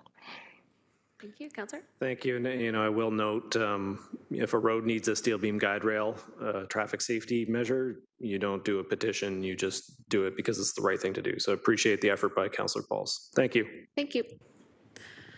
Councillor Pauls?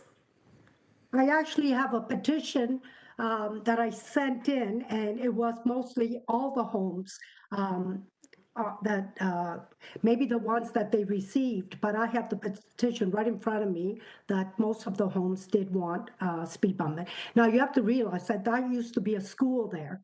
So there is a lot of children that go to that park. So it's very important to have it there. So thank you. Thank you, Councillor Pauls, for the safety initiative. Moved and seconded, and before you for electronic vote.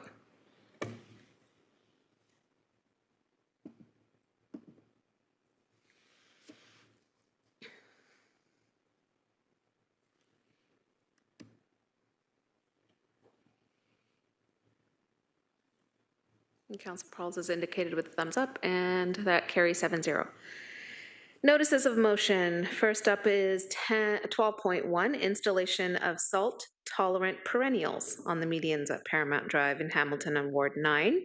I understand, Councillor Jackson, you will be sponsoring this motion, and I recognize that Councillor Clark is also in attendance as guest to PW.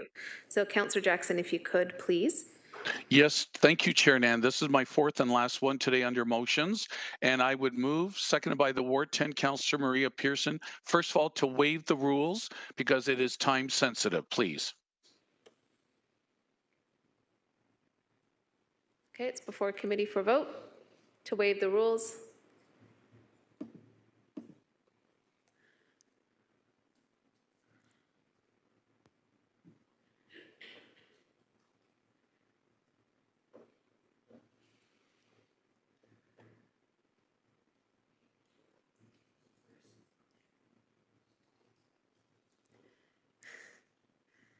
Sorry to keep you waiting, everyone. Councillor Ferguson just returned to the room as the motion was up for vote. Councillor Ferguson, if you could indicate your vote in favor of the notice of motion waiving rules.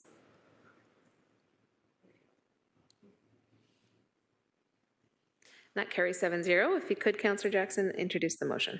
Thank you, Chair Nan. On behalf of the Ward 9 Councillor Brad Clark, moved by myself, seconded by Ward 10 Councillor Maria Pearson.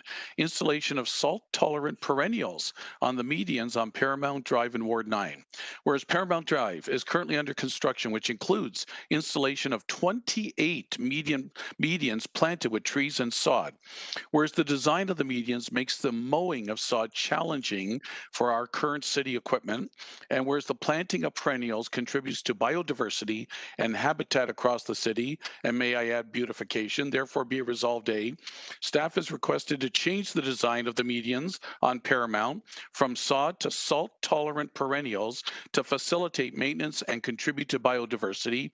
B, that the supply and installation of these perennials on the medians on Paramount at a cost of $180,000 be funded from Councillor Clark's minor maintenance fund number listed be approved. C, that $15,050 and a 0.16 FTE be provided for annual maintenance of the perennials on Paramount Drive medians be added to the Environmental Services Division's 2023 operating budget. D, the Mayor and City Clerk be authorized, directed, approve, execute all required agreements and ancillary documents with such terms and conditions in a form satisfactory to the City Solicitor. Chair Nan, in a moment, I'm going to turn it over to the Ward 9 Councillor to explain the genesis of this and his reasoning for this. But when his staff came calling about a week ago saying, Councillor Jackson, we want to do some traffic island median conversions in Ward 9, and we thought, given the multitude of experiences you've had on the East Mountain, would you kindly move the motion as a voting member of Public Works? It was my pleasure, and I was more than happy to do that for the Ward 9 Councillor. I'll turn it over to him, Chair Nan. Thank you. Councillor Clark, please go ahead. Thank you, Chair Nan. You can hear me okay? Yes, we can. Loud and clear. Go ahead. Thank you very much. First, I want to thank Councillor Jackson again for sponsoring this motion at Public Works for me. So last year, we did the redesign and reconstruction of Paramount, which is north of Mud.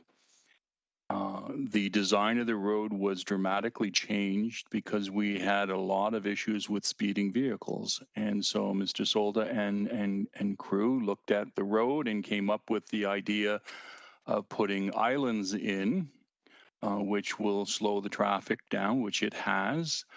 And the original intention was to have trees and grass planted around the trees. And then I think there's 4 islands that will be just flowers by themselves.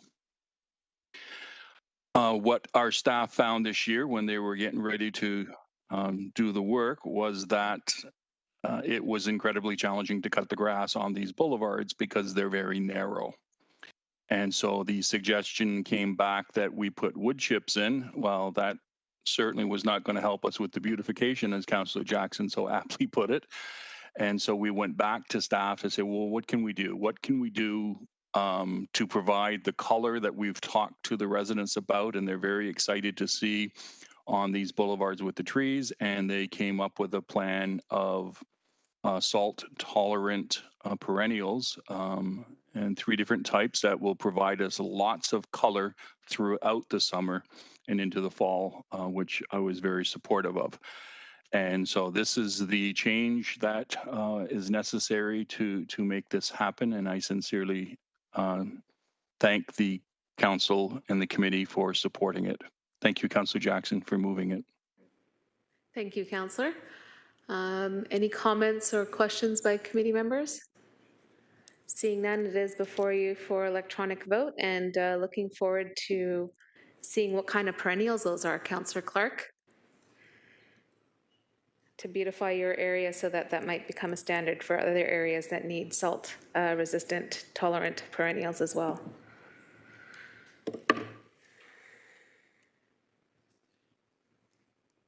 Councillor Pauls, are you able to vote?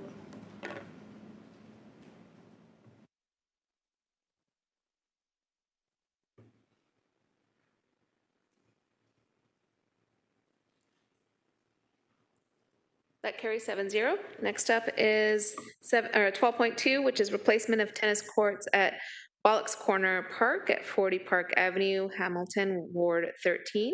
Councillor Vanderbeek, may I please have your motion to waive the rules in order to introduce your motion, and if you could, please indicate your seconder. Thank you. Yes, I will be asking to waive the rules. My seconder is Councillor Ferguson. And I'll be asking to waive the rules because of the urgency of getting the RFP out. So this work can be done later this year and be ready to play on in the spring. Thank you. Thank you for that clarity. Thank you.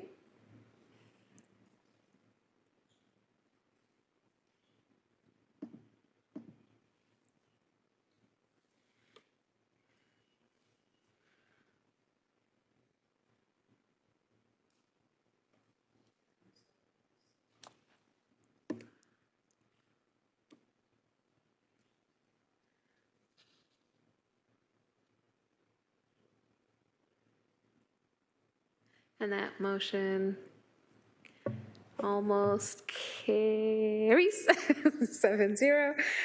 Go ahead, Councillor Van Der Beek. Thank you. So my motion is being moved by myself and seconded by Ward 12 Councillor Lloyd Ferguson. The replacement of tennis courts at Bullock's Corners. I'm sure you've read the motion. Therefore, be it resolved that the 3 existing tennis courts at Bullock's Corners be replaced, including demolition and reconstruction, to be funded from the Flamborough Capital Projects account at an upset limit, including contingency not to exceed $150,000, and from the Ward 13 non-property tax revenue account at an upset limit, including contingency not to exceed $150,000, and that the mayor and city clerk be authorized and directed to approve and execute all required agreements and ancillary documents with such terms and conditions in a form satisfactory to the city solicitor.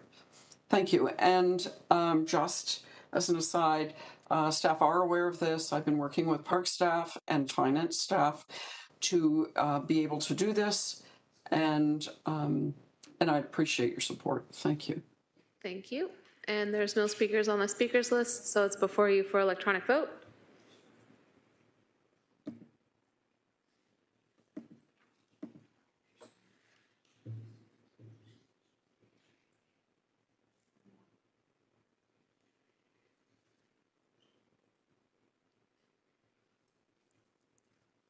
And that carries 7-0. Committee colleagues, there's 2 more notices of motion. 12.3, installation of pedestrian crosswalk improvements and traffic calming measures for Ward 1. Councillor Danko, if you could, please. I understand you'll be waiving the rules.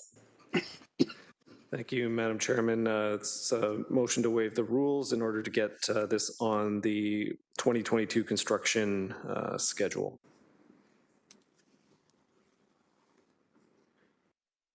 Seconded by myself. Before you for vote.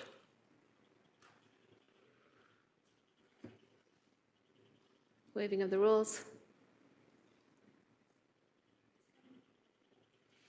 Just bear with us, it's taking a moment to load, folks.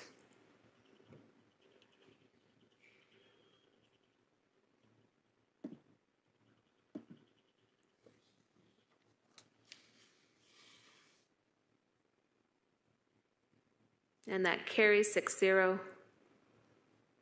Councillor Danko, if you could please introduce the motion, and recognizing Councillor Wilson is present as well. Thank you, Madam Chairman. So it's moved by myself, seconded by Councillor Nan, for the installation of pedestrian crosswalk improvements and traffic calming measures in Ward 1. It's rather lengthy, so maybe I could just pass it over to Councillor Wilson. Well played. Councillor Wilson.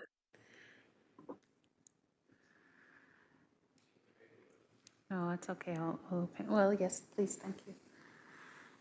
Thank you. Thank you, Councillor Danko. Apologies. I'll read, therefore, be it resolved, if that's okay, Chair Nan.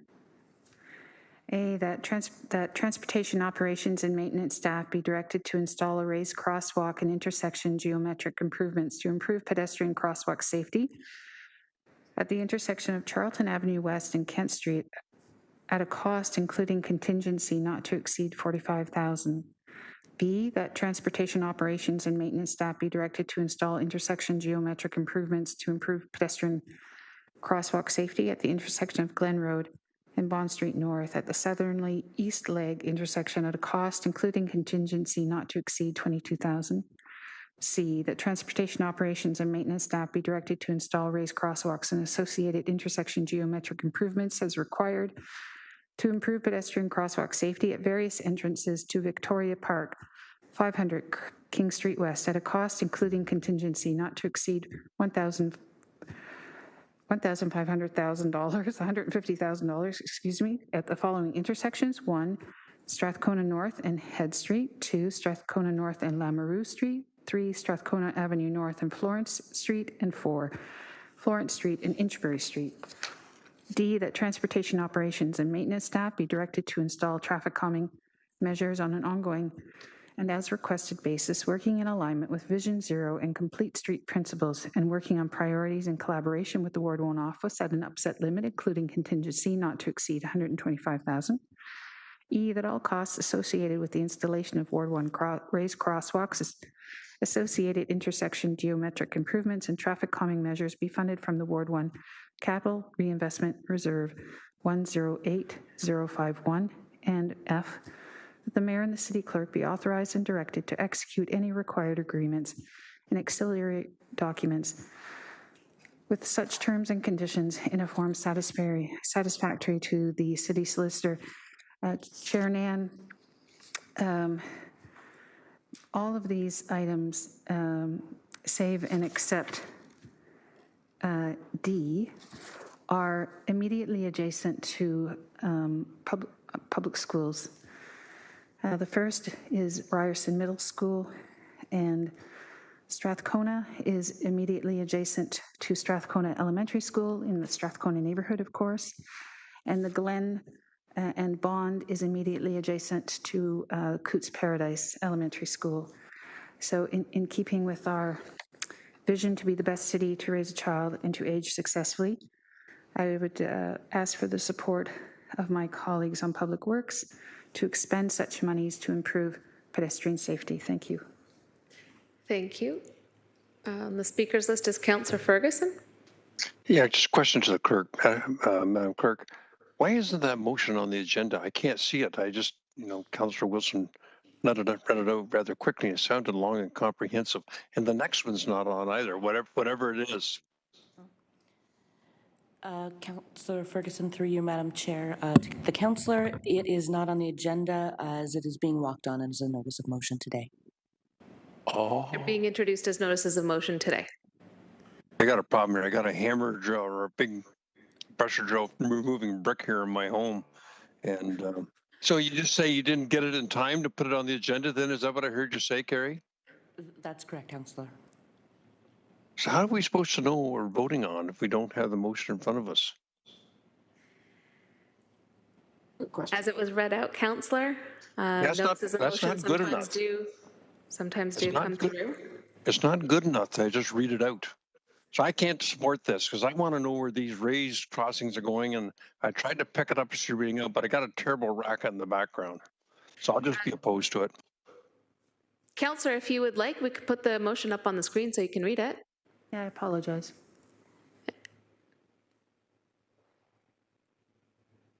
You're muted. I think I'll just leave the meeting because I can't hear. I got this big camera working around my house. If you leave the meeting, we won't have quorum. If you leave the meeting, we won't have quorum. Well, I would certainly bring it back so we could see it later. Have you got it available to fire it out to us so we could see it? Yes, we do. Carrie, would you do that or me? Okay. And while Councillor Ferguson waits for the written copy to review, Councillor Jackson, you're next up on the speakers list. Chair Dan, I just wanted to, again, respectfully, just following with Councillor Ferguson, I was quickly scrambling to look at my e-scribe for 12.3 and 12.4. In fact, I just fired off a little missive to LC McIntosh saying, am I missing it? Do I have to do a refresh F5, whatever? So just respectfully, maybe asking in the future, maybe even from the chair or the councillor introducing it, say, folks, you may not have this on your e-scribe because I'm walking it on. It just caught me off guard a little bit as well. Just offering a suggestion. Thanks, Chair Nan. Fair enough. Thanks for that courtesy notice. And Councillor Wilson also indicated earlier as well. Okay. Councillor Ferguson, have you had a chance to read it? It's come in. It's just come in. Yeah.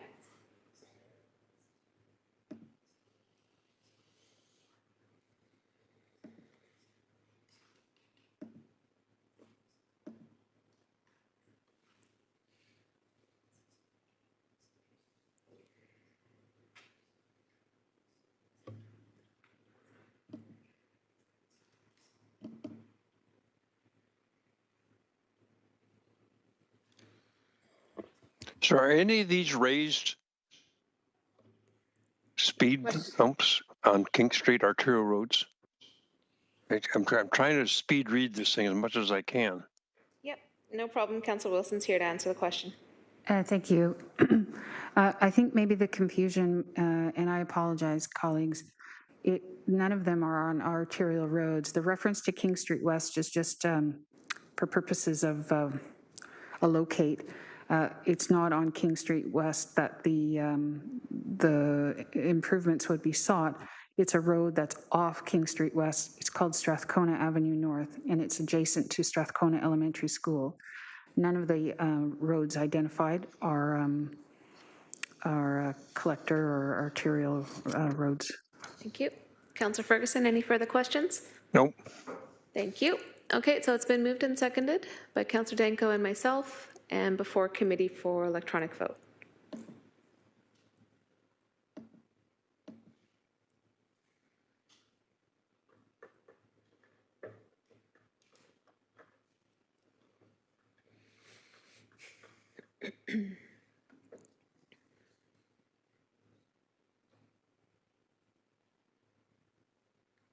And that carries 5-1.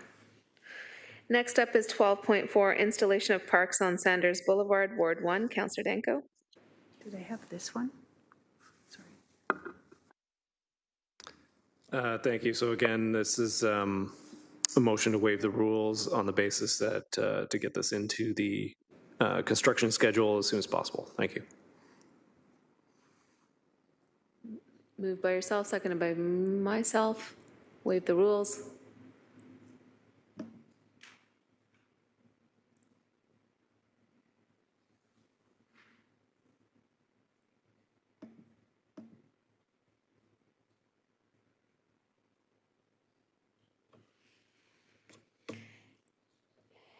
And that carries 5-1. That satisfies the 75% as required. And Councillor Danko, if you could introduce the motion.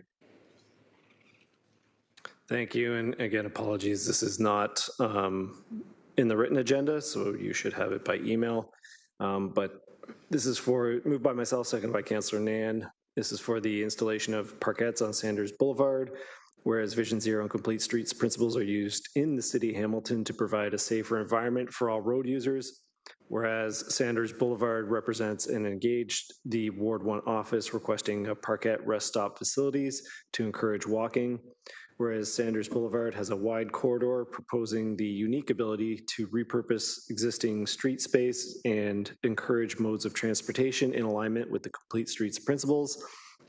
Therefore, be it resolved that transportation operations and maintenance staff be authorized and directed to install 2 bump-out parkettes on Sanders Boulevard, working with the Ward 1 Councillor's Office to determine the appropriate locations at a cost, including contingency, not to exceed $100,000 to be funded from the Ward 1 Capital Reinvestment Reserve, and that the Mayor and City Clerk be authorized and directed to execute any required agreements and ancillary documents with such terms and conditions in a form satisfactory to the city solicitor.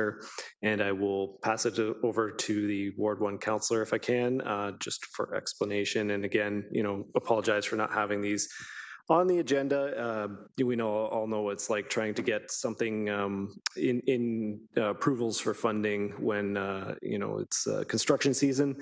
And considering we've been moving motions for councillors that haven't even been here for years. Thank you. Thank you.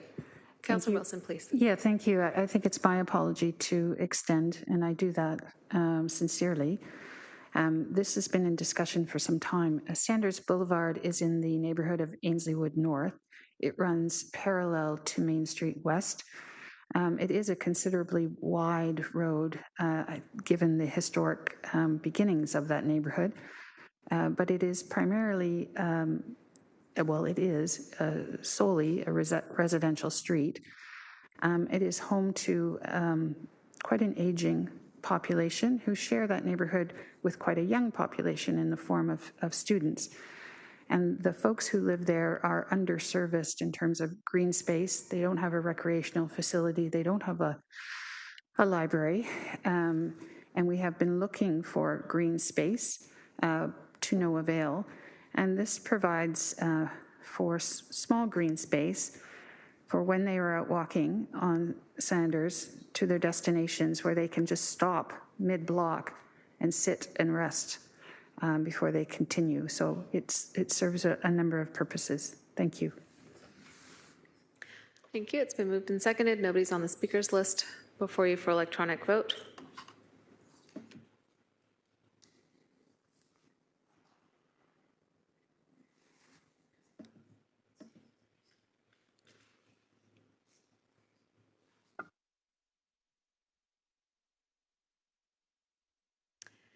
And that carries again 5-1. Next up is general information and other business. First up is 13.1, amendments to the outstanding business list. It is before committee as documented. If I could please get a mover and seconder to approve the amendments on the OBL. Moved by Councillor Ferguson, seconded by Councillor Pauls. Thank you. Any discussion on the OBL? Seeing none, committee, if you could please vote.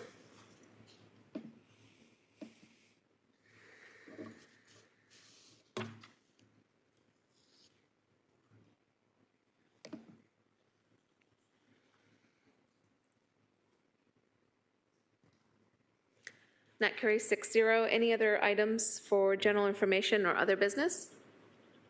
Seeing none, may I please have a motion to adjourn, moved by Councillor Ferguson, seconded by Councillor Vanderbeek. Thank you to all the staff in attendance and for all the preparation for today's committee meeting.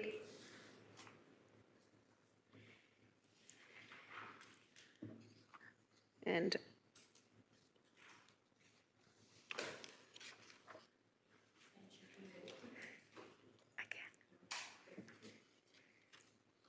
that carries 6-0. Have a great rest of your afternoon, everyone. See you soon.